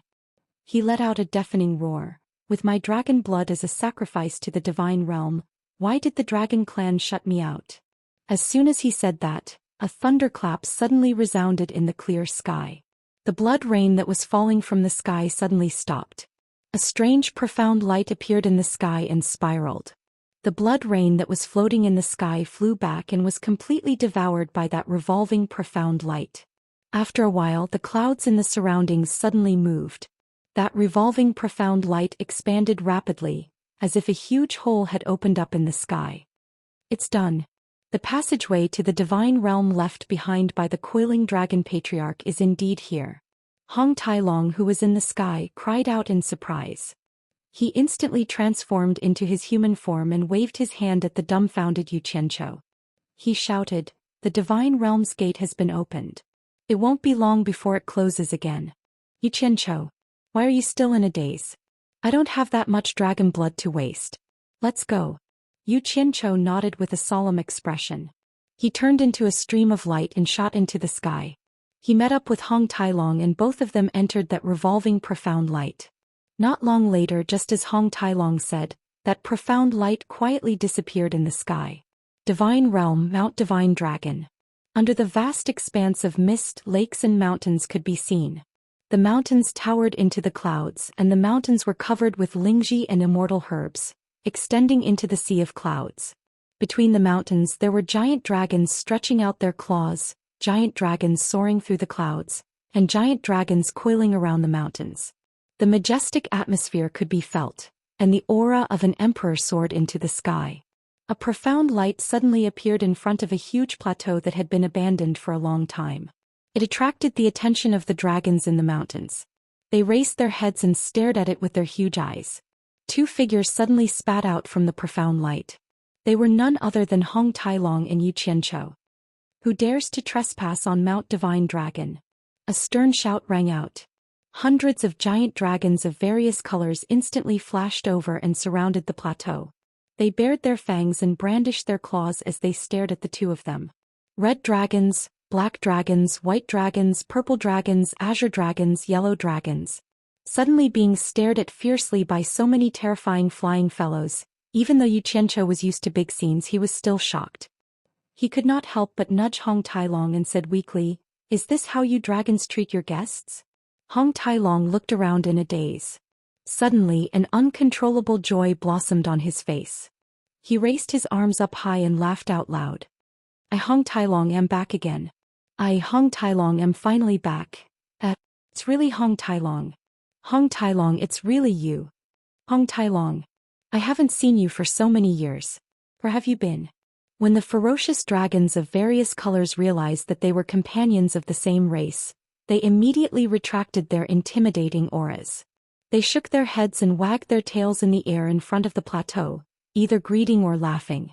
Their attitudes instantly became friendly. Xianxia finally heaved a sigh of relief.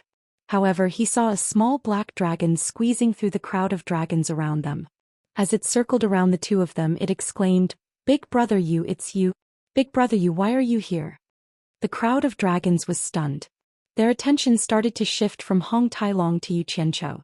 Hong Tailong asked curiously, "Xianxia, what's going on? How does he know you?" No matter how small the small black dragon was, it was still much bigger than Xianxia. As its ferocious dragon head approached, Xianxia leaned back and maintained an arm's-length distance from the dragon head. He smiled awkwardly and said, "I have a common face, so it's common for misunderstandings to occur. Brother Dragon, you must have mistaken me for someone else. I can't be wrong. It's you, big brother. I can't be wrong." The small black dragon wagged its tail excitedly.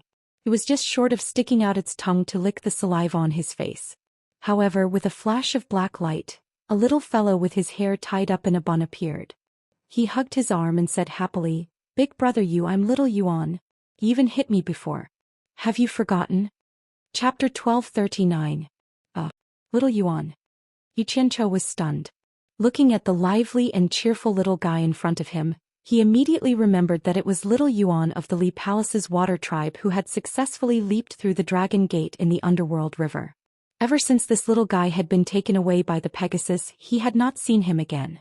He did not expect that he had snuck into the dragon race and was doing quite well.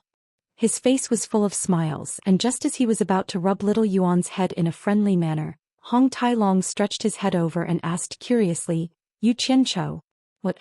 You've interacted with the dragon race before you met me? How come I've never heard you mention it before? When did you beat him?" "I beat him." Xianxia's hand, which was just about to stretch out, froze. His gaze shifted from little Yuan to the 100 pairs of eyes staring at him in the sky. The muscles on his face twitched as he cursed in his heart. Of all the things this little bastard could have said, he just had to say that I beat him. Wasn't he just looking for trouble for Lousy? Damn it. Could it be that he now has a backer and wants to seek revenge on Lousy? Hee.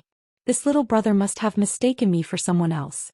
Other than Hong Tailong, I don't think I know any other dragon race. Xianxia immediately denied it. His hand, which had been about to rub little Yuan's head, changed to pushing away little Yuan's arm.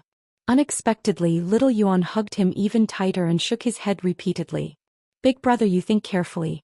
I am little Yuan from the Underworld River. It was you who helped me succeed in leaping through the Dragon Gate. Could it be that you've forgotten?" Xianxia felt very awkward. From time to time he would sneak a glance at the expressions of the dragons, hesitating on whether to admit it or not. Underworld River, leaping through the Dragon Gate? Hong Tailong raised his eyebrows. He could tell something from Xianxia's expression. Having interacted with Xianxia for so long, he knew that this guy was a cunning businessman and what he was worried about. He immediately chuckled and said, "So be it. It's just beating him up. Brat, you've done countless bad things, yet you still care about such a small matter. Look, he doesn't even care. Why are you still pretending to be confused?"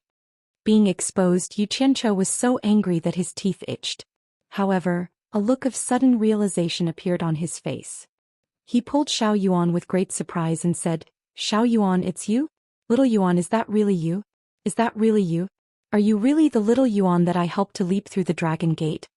The last sentence was especially emphasized, as if he was telling all the dragons present that it was thanks to his help that this fellow was able to sneak into the dragon clan. Hong Tailong elbowed him and shook his head. "Hey. You've done it, you've done it. It's not a big deal, is it worth it? My dragon clan isn't as petty as you think." He was still winking at her. Sometimes getting beaten up was a small matter, but losing face was a big deal. Xianxia was enraged, truly enraged. It was as though he had been greatly wronged. He straightened his neck, his face flushed red with rage, and he said, "Hong Tailong, what do you mean by this? I just didn't think of it for a moment. Stop gauging the heart of a gentleman with your own mean measure." Alright, I'm a villain and you're a gentleman. Are you satisfied now? Hong Tai-long snorted disdainfully as though saying, I believe you, but do you believe yourself? Such a ruminating expression made Yu Qianzhou even more furious. However, since the other party had already admitted his mistake, he was instantly at a loss for words. Even though the two of them were undermining each other, the messy group of dragons in the sky could tell that this person had a close relationship with Hong Tai-long. Just as some dragons were clamoring for Hong Tai-long to introduce Yu Qianzhou, a white cloud slowly floated over from the clouds of the Myriad Mountains summit. The dragons immediately fell silent and moved to the side. Xiao Yuan also stuck out his tongue and moved to the side. On the white cloud stood a majestic and mighty man. His eyes were bright and piercing, and he looked at Hong Tai-long and Yu Qianzhou who were on the plateau below with a dignified expression. Hong Tai-long greets Elder Long Jiang. Hong Tai-long respectfully saluted. Yu Qianzhou had always believed in the principle of being polite to others. In addition, he couldn't see through the other party's cultivation, so he naturally didn't care who he was and just followed Hong Tai-long's actions and bowed. As expected, Hong Tai-long has returned. Elder Long Jiang nodded slightly, but his gaze swept back and forth between Yu Qianzhou's body. After a while, he said in a loud and clear voice, the old ancestor knows that the two of you have arrived. He has issued a decree for the two of you to head to the Star Palace to pay your respects. After saying that, he turned around and slowly flew towards the main peak that towered into the clouds. It's over. Yu Qianzhou was instantly dumbfounded. He had originally wanted to find a chance to slip away and inquire about Wu Lishue's whereabouts.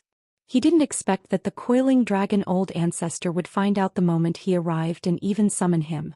He was now starting to worry about the matter of him falsely accepting the punishment mission on behalf of the heaven. Yes. Hong Tai-long bowed again with a solemn expression. He pulled the dumbfounded Yu Qianzhou and indicated for him to follow. Yu Qianzhou clenched his teeth and steeled his heart.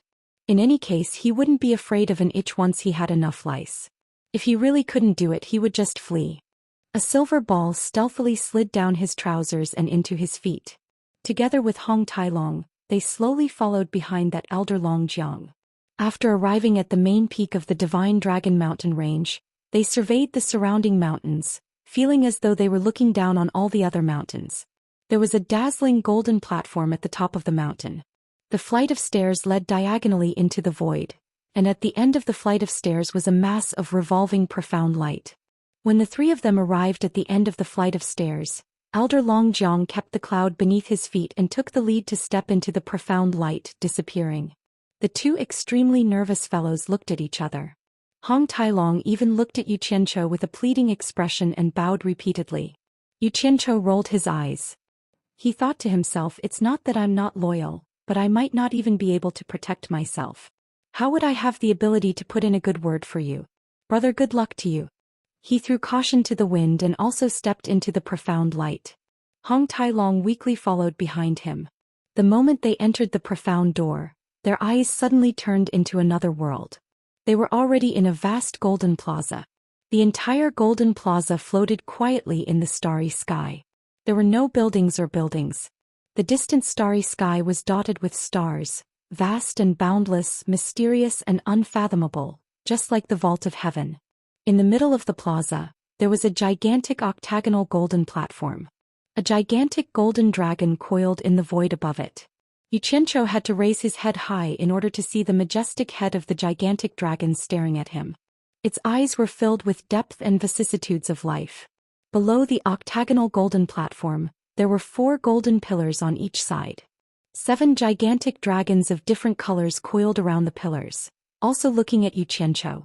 However, their bodies were almost twice the size of the gigantic dragon coiled in the void.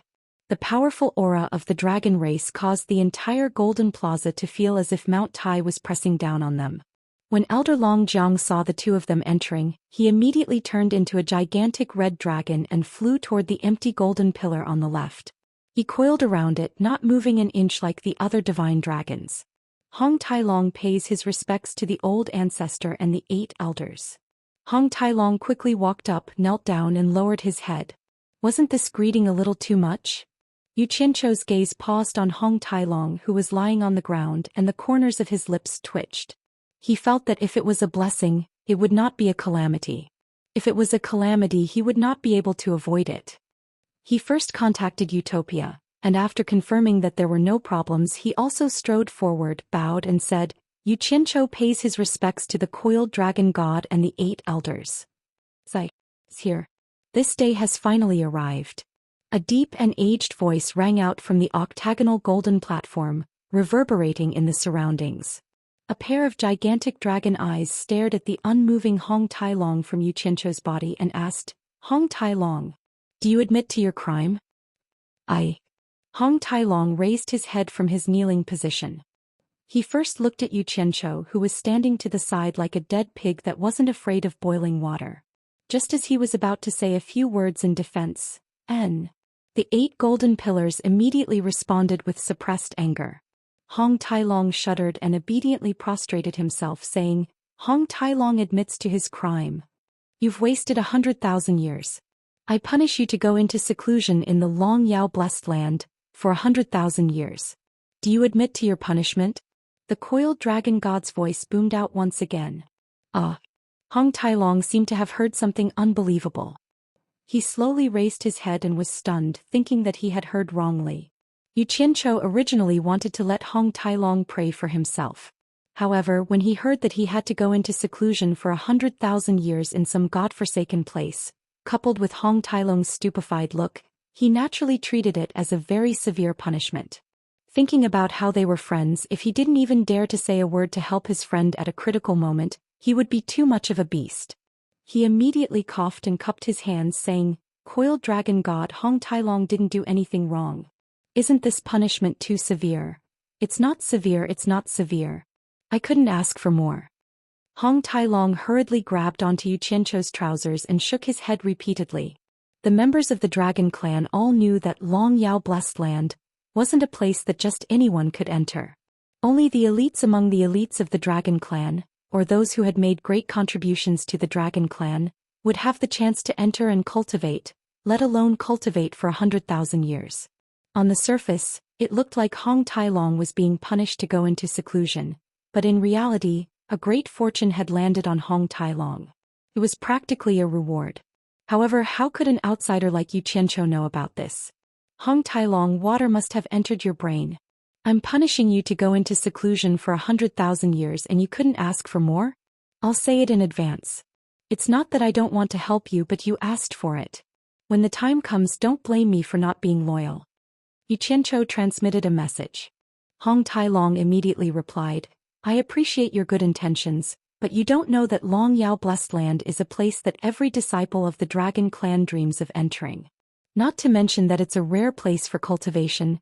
There are countless delicious food and fun things to do there. I'll be staying there for 100,000 years. Even in my dreams, I never thought that there would be such a good thing. Don't spoil my plans or I'll hate you for the rest of my life. What kind of joke is this? Are you messing with me?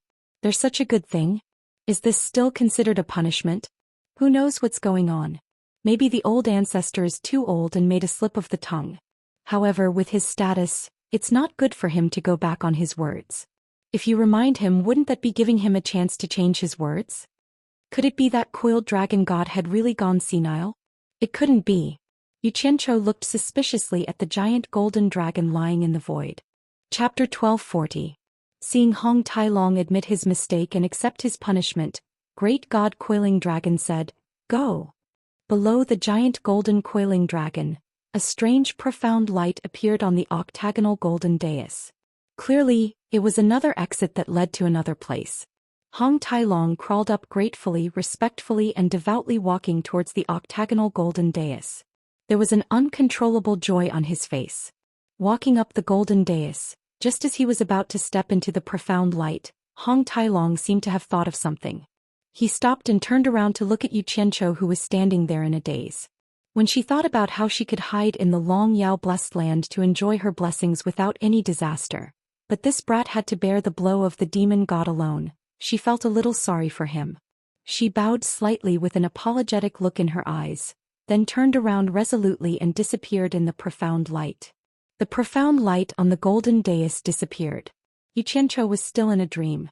The giant golden dragon floating in the air had already shone with a golden light and condensed into a bronze-skinned muscular man.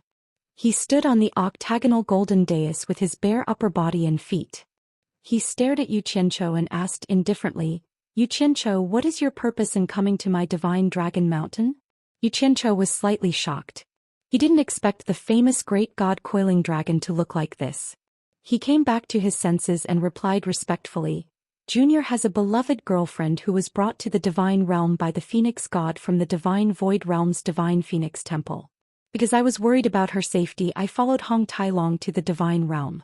I wanted to borrow the divine dragon mountain to look for the phoenix god and find out about my girlfriend's situation.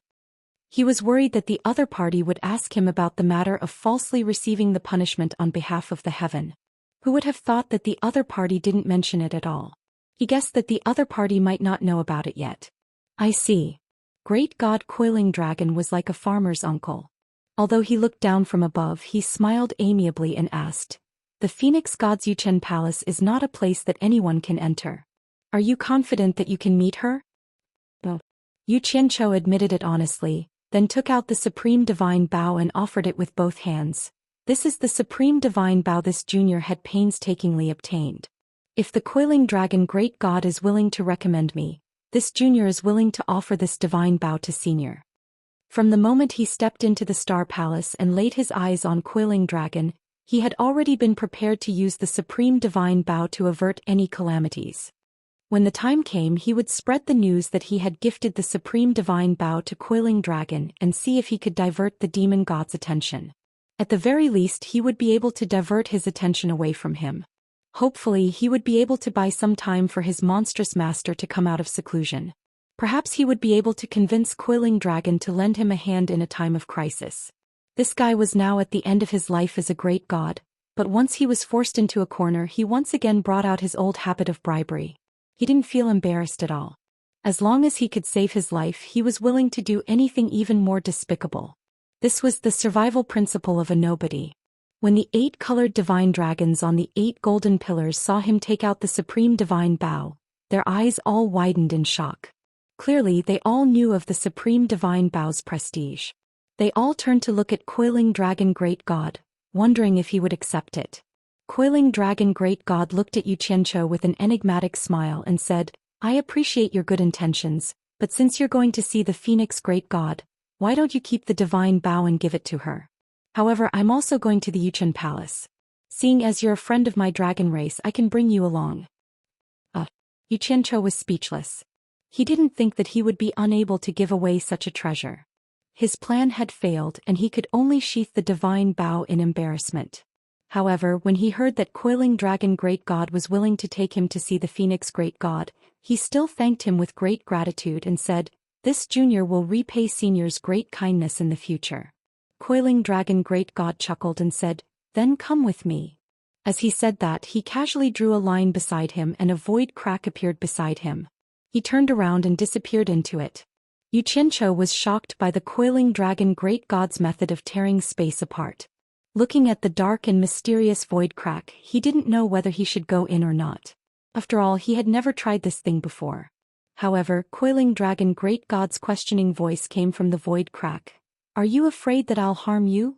No, if Coiling Dragon Great God wanted to harm me, you wouldn't have to go through so much trouble.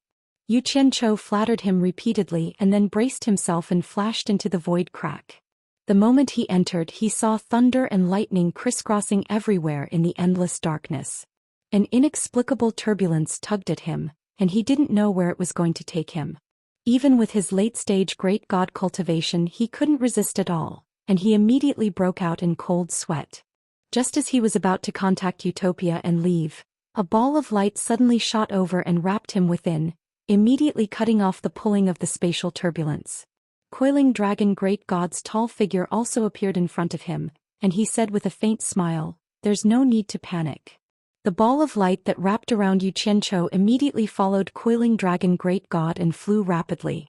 After a while, there was light in front of him, and before Yu Qianqiu could see clearly what was going on, he found himself in a vast jade square. The surroundings and the starry sky above him were brilliant, and the scene was just like the Coiling Dragon Star Palace from before. The only difference was that one was a gold palace and the other was a jade palace. Coiling Dragon is here. A heavenly female voice rang out, and Yu Qianchou, who felt like he was in a dream, looked over. He saw a beautiful woman with a voluptuous figure, dragging an indescribably gorgeous dress as she slowly walked over in a noble and serene manner. It would not be an exaggeration to say that her beauty was earth-shattering.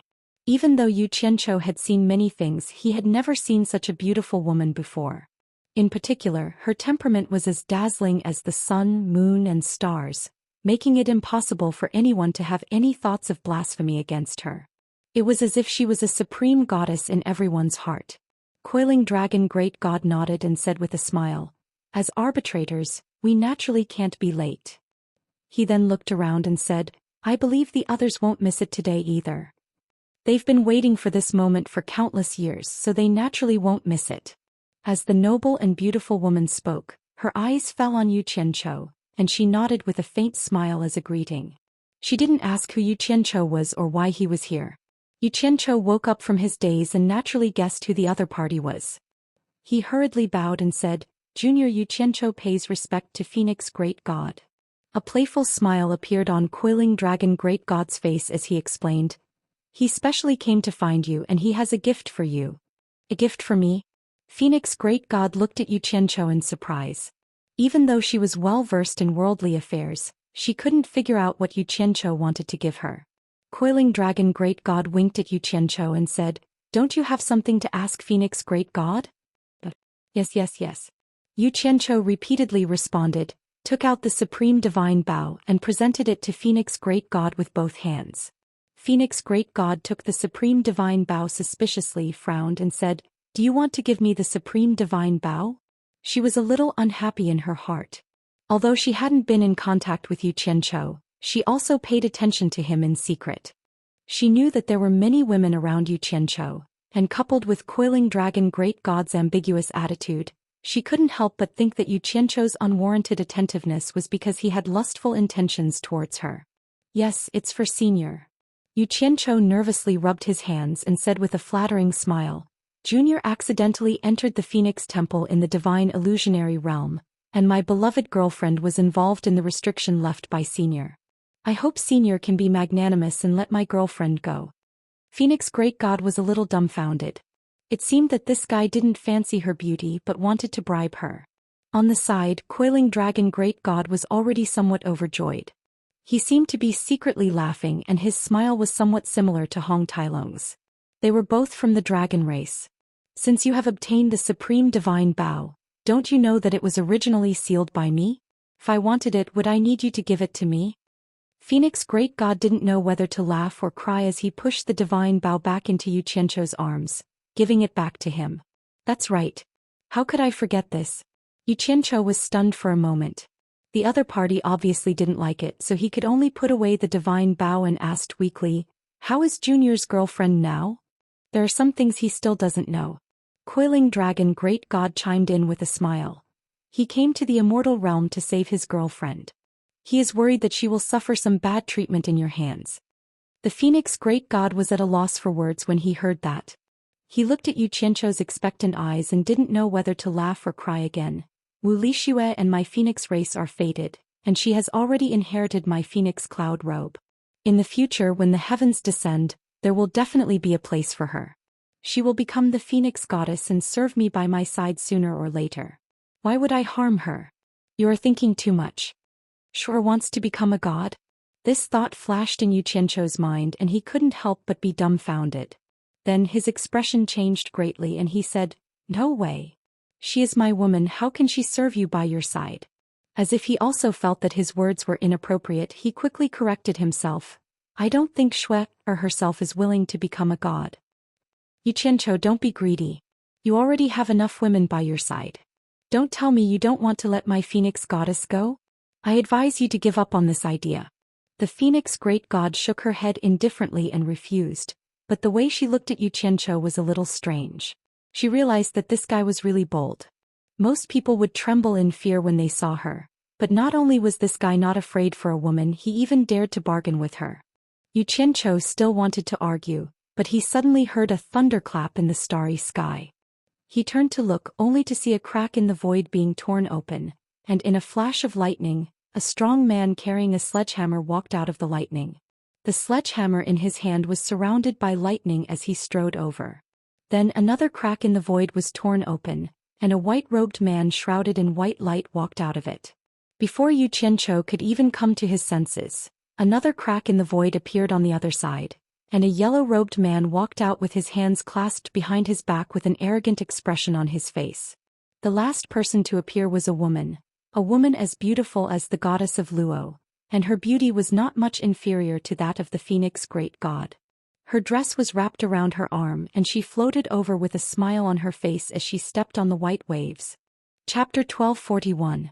The one holding the lightning hammer was the god of thunder, the one shrouded in white light was the god of light, the arrogant yellow-robed man was the god of heaven, and the one treading on the waves was the water god.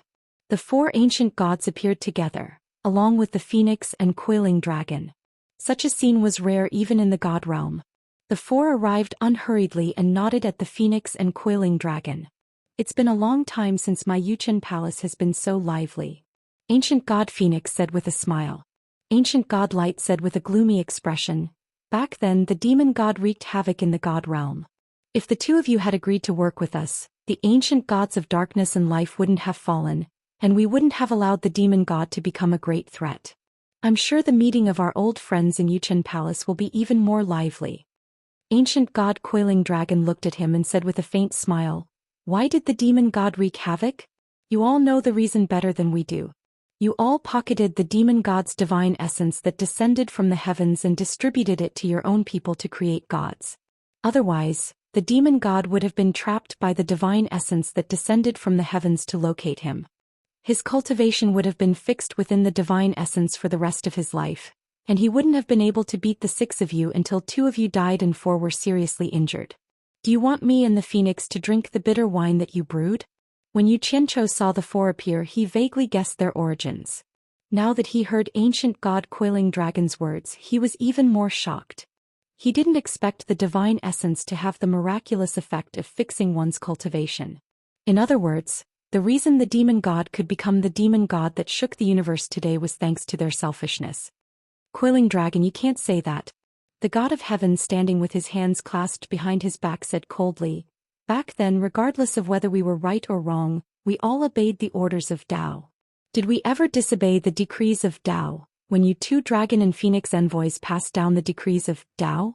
And when we were in trouble, you 2 did nothing to save us. Isn't that a little unreasonable? It's not that you never disobeyed, but with the example of the war god and the wind god, you didn't dare to disobey. The Coiling Dragon great god casually threw out these words, which immediately caused the expressions of the 4 ancient gods to change greatly. These words were a little harsh. It was simply a blatant tearing of the veil. Seeing that the atmosphere was a little tense, the ancient phoenix god smiled and tried to diffuse the tension. Alright, what's there to argue about in the past? Ask yourselves honestly.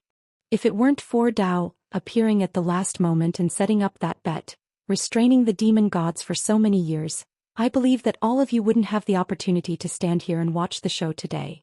When Yu Qianqiu heard this, he looked around suspiciously. He secretly pondered over Phoenix's words. Wait here to watch the show. What kind of excitement was there to see? Thunder God snorted in dissatisfaction and snapped. Dao only knows how to play tricks all the time. We've never seen him show his true ability. He always gets someone else to do it for him. If he really has the ability, he should have subdued the demon god back then. Why did he have to make such an unnecessary bet? I don't think he's a match for the demon god. That's right, he's the one who made the bet. Where's he now? After playing tricks for so many years, it's time for him to come out and show us his true face. This time it will be as you wish, the Coiling Dragon god replied indifferently, giving a definite answer. The scene suddenly quietened down. The 4 ancient gods of light looked at each other with a faint anticipation in their eyes. It was as if they were asking each other if they could really see the true face of Dao this time. Bet. What bet? Yu Qianqiu was still thinking about the bet when he suddenly heard that Dao would appear. His eyes flickered and he also became expectant. He wanted to see what kind of person this legendary Dao was. As the stars moved and everyone was speechless, the water god broke the silence. Her beautiful eyes kept looking at Yu Qianqiu. She found that Yu Qianqiu was also peeking at her from time to time, as if he was drooling over her beauty. But she knew that was not the case. He could not help but giggle. Little brother, are you thinking about me? Why, do you want to devour me as well to strengthen your 5 elements grand technique? I advise you to give up on this idea, or else I will not be polite. It sounded like a scolding joke, but in fact it was a warning. However, Xianxia did have the improper thought of devouring her, and he was really thinking of a way. Who knew that the sound of water would expose his crooked idea? He quickly waved his hand and said, No, it's just that senior is so beautiful that I couldn't help but look a few more times. Beautiful? The water god was amused by him and giggled. She knew that she was beautiful, but because of her identity and status, no one had dared to praise her like this for many years. She spread her sleeves and looked at the ancient phoenix god with her bright eyes. She said coquettishly, People say that Sister Phoenix is more beautiful than me. Why don't you peek at her? That. Xianxia was embarrassed. He could not say that he had already peeked at the ancient phoenix god, right? It was not good to not answer a strong person's question, so he could only reply weakly, To each their own. The coiling dragon god chuckled, but the ancient phoenix god rolled her eyes as if saying, When did I, a dignified ancient god, become a carrot? Glib tongue. The water god scolded, but she laughed so hard that she was convulsing. After all, which woman did not like others to praise her beauty? And the goddess was no exception. The others, on the other hand, had a lot on their minds. Obviously they were not in a good mood. The ancient god looked at Xianxia and finally could not help but frown and ask, Even if he has the supreme divine bow of isn't his cultivation a little too low? How can he be a match for the demon god? Star Pearl, 5 elements grand technique, heaven and earth splitting arrow, supreme divine bow. The ancient god of light also frowned and said, But his cultivation is too low. He is not even qualified to fight with the demon god. Letting him complete that bet is simply child's play. Does Dao have any other tricks up his sleeve? I will fight with the demon god. I will complete the bet. Xianxia looked at the others and realized that they were all staring at him. He hurriedly waved his hand and explained, Seniors, you have misunderstood. I am here to find someone. That bet is your business, it has nothing to do with me. You found someone in the Wuxia palace? What a joke. The god of thunder snorted, implying that he was treating them as idiots. Suddenly, a crack in space was torn open, and a majestic murderous intent filled the air. The few of them were all shocked and looked back at the same time. A tall black figure walked out of the crack step by step, attracting everyone's attention. The ancient god of light and the other 3 instantly became nervous, and the smile on the water god's face turned serious. The newcomer was shrouded in demonic aura, and his long messy hair fluttered in the wind. There was a long and thin diamond-shaped blood mark between his eyebrows, and under his thick brows his cold and emotionless eyes shone with a cold brilliance like diamonds. His cheeks were deep and sharp, and under his steel-like nose bridge his tightly shut lips were angular, full and mean and as red as rubies. The crack in space disappeared behind him, and his arms were wrapped tightly around the black waistcoat that covered his body. He quietly floated in the air, staring coldly at the people below, making them shudder. He was extremely arrogant. The black was the demon and the red was his heart, but he was as lonely as snow. The demon god. These 2 words almost jumped out of Xianxia's throat. Xianxia's pupils shrank. Although he had never seen the demon god's true body before, he had seen the demon god's clone that was attached to Demon King 3 nights. It was indeed wearing a black waistcoat. Coupled with the reactions of everyone present, it would be strange if he could not guess who the newcomer was. Intimidating everyone present. Only Great God Coiling Dragon and Great God Phoenix could reveal a trace of pity when they exchanged glances. The others did not even gasp loudly. Knight, you've come. Great God Coiling Dragon laughed. I've waited for so many years to fulfill this bet. How could I not come? The demon god's voice was like a cold wind blowing out from a crack in an ancient iceberg. The demonic aura around his body was almost tangible. His gaze then landed on the 4 ancient gods and he said indifferently, If I lose today you can kill me as you please. If I win I will take back everything you owe me with interest. No one will be able to save you. The expressions of the 4 ancient gods froze, but none of them dared to retort. Xianxia thought to himself, Holy crap. Are we going to have a decisive battle today? Is it a 1-on-1 or 6 against 1? It would be best if we all go up together and torture the demon god to death. Even in his dreams he had never thought about this matter. Instead he was just watching the show. Ancient god Phoenix shook his head and smiled bitterly. Knight. As long as you agree to obey Dao's decree, it's not too late for you to give up now. The demon god interrupted her on the spot. There's no need. I never meant obey, or surrender. Otherwise I wouldn't be the demon god knight of today. Then his gaze pressed toward Yu Qianqiu like a sharp blade. You've got guts to go against me. You don't even know that you've been used by others. But ignorance isn't a reason for me to let you go. It's time to settle the score between us. If I want to kill you, even the star bead can't save you. Yu Qianqiu was filled with hatred. Unfortunately, he was not as strong as the demon god, so he couldn't speak up. He looked at the people around him and cursed. *T ancient gods. You've been bullied to this extent, but you don't even dare to fart.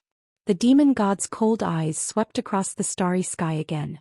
He shouted in a cadence, Dao, I've come to fulfill our bet. When are you going to show up? Great God Coiling Dragon and Great God Phoenix looked at each other and answered in unison, Dao has already entrusted us to supervise the execution of the bet. The demon god suddenly turned around and stared coldly at Yu Qianqiu. In other words, we can start now? But don't you think that by letting him fight with me, Dao has already admitted defeat? Me and you. Yu Qianqiu pointed at himself with a stunned expression. Looking at the reactions of the people around him, the ancient god of light and the other three couldn't help but sigh slightly. They looked at him with pity in their eyes, undoubtedly telling him that what the demon god said was true. Chapter 1242.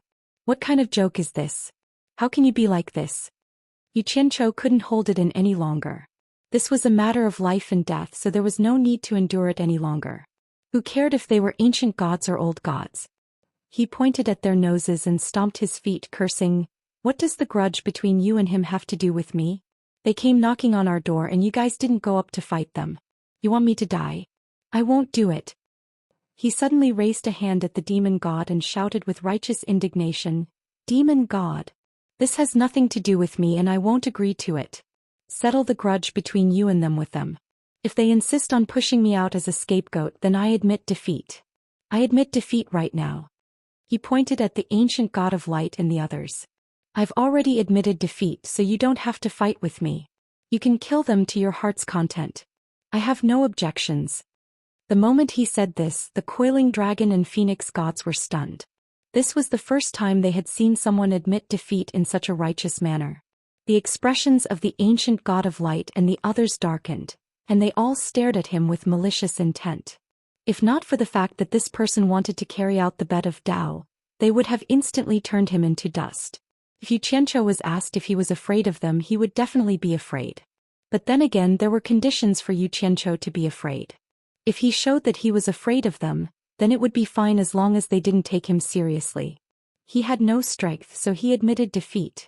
But you want to push me out to die? In a situation where I'm going to die either way, can't I die with a bit of backbone? Since that's the case, why should I be afraid?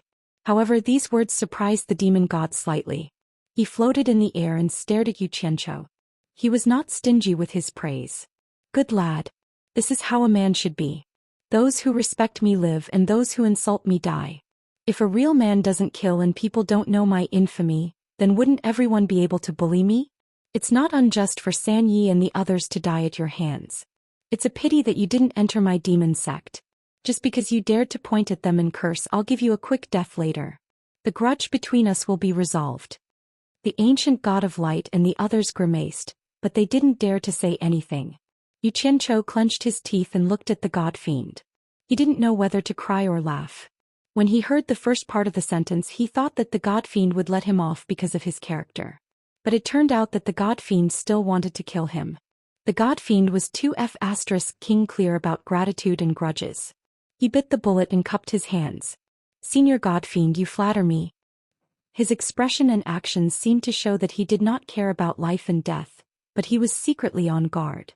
He was prepared to immediately retreat if something went wrong and bring the people from Utopia to the barrier of the heavens to avoid this calamity. As for the dangers in the barrier of the heavens, he would think about it when the time came.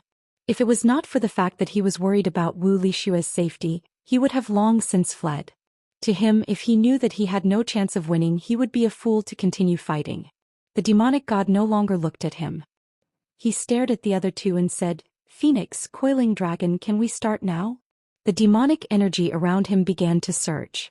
The Phoenix god and coiling dragon god looked at each other. The latter smiled and said, "It's not time yet. We'll have to wait a little longer." The god fiend narrowed his eyes and snorted coldly. "The day to fulfill the bet is today. How long do you want to drag it out? Could it be that Dao wants to go back on his word?" "Of course not." Coiling Dragon shook his head and smiled. "Wait a moment. The person who will fight you should be arriving soon." Everyone was shocked when they heard that. Their expressions varied. Some were stunned, some were puzzled. Xianxia was pleasantly surprised. "It's not him?" The god fiend stretched out a hand from his waistcoat and pointed directly at Xianxia. The Phoenix god nodded and smiled. How can he be a match for the #1 expert in the immortal realm with his mere cultivation? Of course not him. The 4 ancient gods of light immediately stared at Xianxia, their killing intent not concealed at all. Xianxia looked at them weakly and cursed inwardly. If he had known this would happen, he wouldn't have offended these 4. It seemed that having a backbone wasn't always a good thing. Sure enough, the ancient god of light said expressionlessly, "Since he's not the one who fulfilled the bet with Dao, why is he standing here?" His words and actions made it seem like he was about to attack. "You can try and touch him. It's not your turn to kill him." The 4 ancient gods of light didn't dare to act rashly at the demon god's nonchalant words. They looked at the god fiend with eyes full of hatred. The god fiend, on the other hand, had a look of disdain on his face. With a slight shake of his arm, a large mass of demonic energy gushed out from his waistcoat. A bloody man that was neither human nor ghost wailed incessantly in the tumbling demonic energy. Countless demons tore off pieces of his flesh, and when a piece was torn off, another piece would grow out. The cycle repeated endlessly. He was in a state where he could neither live nor die. His miserable cries were intolerable to the ears, and his appearance sent chills down everyone's spine. Almost everyone present looked at the ancient god of light. Everyone knew that the person who was suffering under the god fiend's feet was the ancient god of light's descendant, Qin Yang. This was equivalent to slapping the ancient god of light in the face. "Your name is Xianxia, right?" The god fiend suddenly asked Xianxia. Xianxia nodded blankly. He didn't know why the god fiend wanted to kill him and save him. The god fiend looked at him indifferently and said, "Xianxia, beneath my feet is the descendant of the ancient god of light. For countless years he has been wailing under my feet day and night. He is worse than a pig or a dog. His ancestor is an ancient god, but he doesn't dare to come and save him. He doesn't even have the courage to fight me, but he dares to kill you because he's unhappy. I make him unhappy day and night, but he doesn't even dare to fart. Why is that?" Xianxia smiled awkwardly and said, "Naturally, it's because I can't beat him." "That's right." The god fiend snorted coldly and said, "Before you die, I'll let you understand this principle so that you can turn over a new leaf in your next life. Look at the faces of these ancient gods now. They bully the kind and fear the evil, bully the weak and fear the strong. You treat them like gods, but they still think they are something.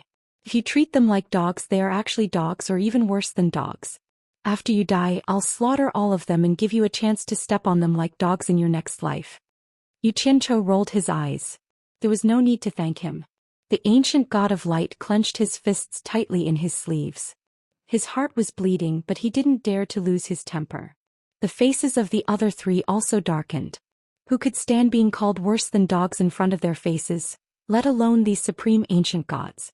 However, they didn't dare to act rashly. This guy in front of them was too powerful. If they dared to express any objection to his words, he would immediately beat them into a dead dog. They could only endure it. Although the coiling dragon god and the phoenix god were also among those who were scolded, the 2 of them seemed somewhat indifferent. However, the god fiend was silently observing their movements from the corner of his eyes. This god fiend was indeed arrogant.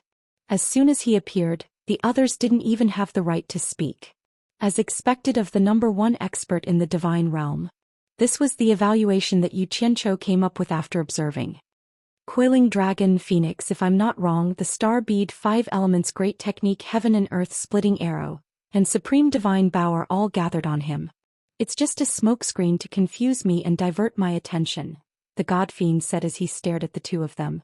The eyes of the ancient god of light and the other three also lit up as they looked at the two of them, but the two of them smiled and didn't answer. All right. I'll wait. The god fiend didn't mind. His deep gaze turned to the endless starry sky and he slowly said with some emotion, I haven't found an opponent for so many years and no one understands my loneliness. I'm actually looking forward to seeing the person who can fight to the death with me. Dao, the person you found must not disappoint me. In the mausoleum of the gods' mausoleum, under the bright moonlight, the dark red tomb was still floating in the air, waiting quietly. Opposite it in the boundary of heaven, the 9 Bai Changchun standing in the void moved. In silence the 9 people quietly merged as one, and the green-robed Bai Changchun slowly opened his eyes. His eyes were clear and like lightning, they shot toward the dark red tomb floating in the mausoleum of the gods' mausoleum. He took a light step and it was as if he had crossed an eternity in an instant. The space seemed to condense into a threshold and he stepped out of the boundary of heaven. The green-robed Bai Changchun stopped in the void, and the eyes on his thin face flickered. Looking at the inscription on the tombstone of the wind god, he frowned slightly and said, You're the wind god? You've resurrected? He was also a little surprised. He didn't expect the legend of resurrection in the mausoleum of the gods' mausoleum to be true. The powerful consciousness of the wind god's mausoleum surged out and scanned Bai Changchun. Bai Changchun didn't stop it and let it examine him. Then a voice came from inside, Your cultivation is at the late stage of the ancient god realm, and you haven't reached the realm of the great perfection. Did you kill my messenger of heaven and earth? Yes, I did. Bai Changchun's consciousness also scanned the inside of the mausoleum and said calmly, You're not my opponent. What he meant was that he was the one who killed the wind god, but don't think about taking revenge because you're not his opponent. Knowing that the other party was the wind god, he could still say such words calmly. It was obvious that he was very confident. The grave mound guarded by the blood jade red crystal fell silent, as if it was weighing something. After a long time it sighed slowly, I've resurrected and my cultivation is no longer at my peak. But victory or defeat doesn't depend entirely on the difference in cultivation. But you can freely enter and exit the boundary of heavens. I admit that I'm not as good as you. I feel that you're like an old friend of mine. My body is trapped in this tomb and I can't go out. Otherwise my soul will scatter. Do you dare to come in and have a talk? Bai Changchun looked at the tomb again and felt a little strange. Although the wind god's cultivation was only at the middle stage of the ancient god realm, this tomb couldn't even stop a minor god realm expert. So how could it trap an ancient god realm expert? He paused and said, It seems that you can't come in contact with the outside world. How can I go in?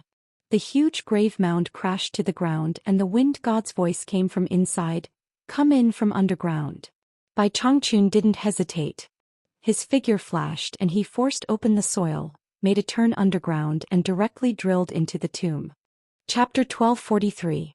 On the stone bed of blood jade and red crystal, the wind god stood there quietly staring at Bai Changchun who drilled in from the ground, speechless. Thousands of strands of red light seeped down from the blood jade and red crystal on the dome and quietly poured into the wind god's body. The scene was very strange. Bai Changchun's brows furrowed in confusion. After a long silence he slowly said, You just said that I'm like an old friend of yours. I also feel like I've seen you somewhere before but I can't remember where we've met. From the moment he came in, the wind god's face was moved and then relieved. He smiled bitterly and said, It's normal that you can't remember. Two people who refused to submit to fate. To be exact, we met in our previous life. You and I both died once. I was resurrected but you were reincarnated. Previous life. Bai Changchun's green robe swayed without wind. He also seemed to be moved. His eyes flickered. What do you mean? I can't believe that after reincarnation, your appearance and voice are still exactly the same as in your previous life. Nothing has changed. The wind god looked at him without moving. It was unknown whether he was pitying Bai Changchun or mocking himself. He sighed slightly. I am the wings of the wind god. Although my end is miserable, at least I know who I am. But you even forgot who you are. War Godru, my friend, when will you awaken? When will you and I get back the glory that once belonged to us? Even if Bai Changchun was calm, he couldn't help but tremble when he heard the other party's words. He whispered, "What did you say? You don't believe me?" The wind god smiled bitterly. "I had some doubts before, but now that you are standing in front of me, I can be sure without hesitation. You are the war god Rui, whose strength is second only to you among the gods. Of course, if you did not have the help of the supreme divine Bao and the realm of 10 suns in one fury was world-shattering, he might not have been able to stop you, the first person since the creation of the world. After all, no one should underestimate the sharpness of being able to become a god in battle. Even if he had the supreme divine Bao and the heaven and earth splitting arrow of Dao, he still had to perish together with you to be able to restrain you. This was already a problem. As for how the future generations will evaluate it, the winner is the king and the loser is the thief. You lost, you lost. A dead person can't fight for anything. The treacherous red light in the tomb wriggled and fell into a brief silence. Bai Changchun was silently digesting the other party's words. As for whether he believed it or not, it was meaningless to him now. "I want to know what happened back then," Bai Changchun asked calmly. "No problem." The wind god smiled and his eyes became misty. His thoughts returned to those passionate days, and he told the story of the past until he was resurrected after his fall. As one of the people involved, his narration was the truth that he saw with his own eyes, unlike the legends that others said which would be biased. After listening, Bai Changchun did not speak for a long time. He could not imagine that he was the reincarnation of the war god Rui who battled against the heavens and earth. Even he himself was a little fascinated. He closed his eyes slightly and said slowly, 10 suns in one fury. But I only have 9 avatars now, not even reaching the realm of full circle. The wind god looked at him for a while and said slowly, "Of course, with your character as the war god Rui, you won't surrender to the despotic power of Dao, even if you die. I think you didn't surrender to Dao, and were reborn after the soul and spirit became one. Instead, you relied on your strong will to be reborn with the life soul that only existed in this space. How could a mere remnant soul cultivate to the realm of full circle?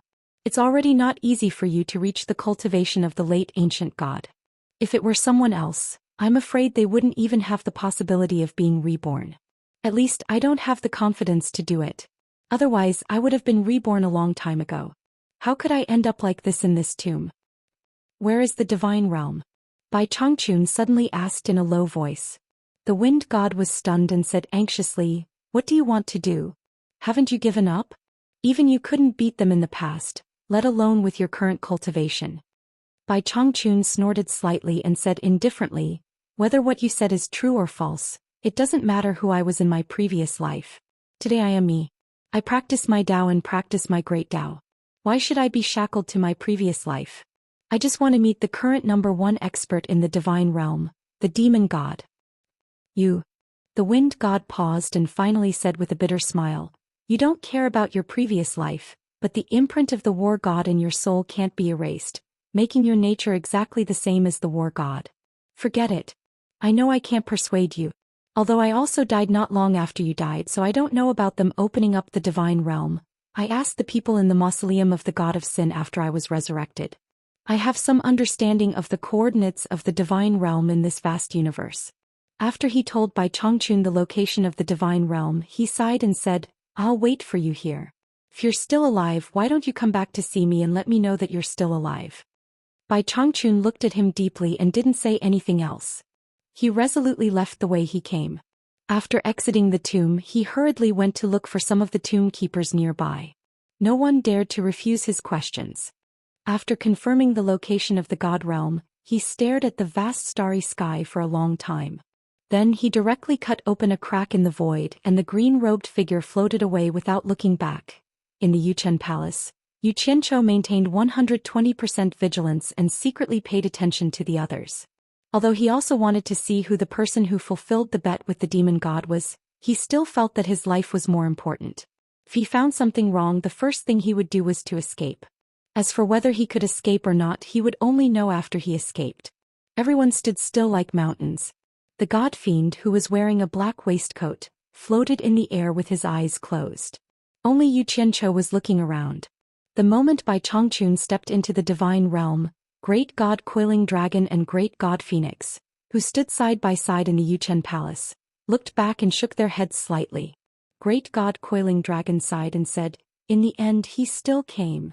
The demon god suddenly opened his eyes, which emitted a strong fighting spirit.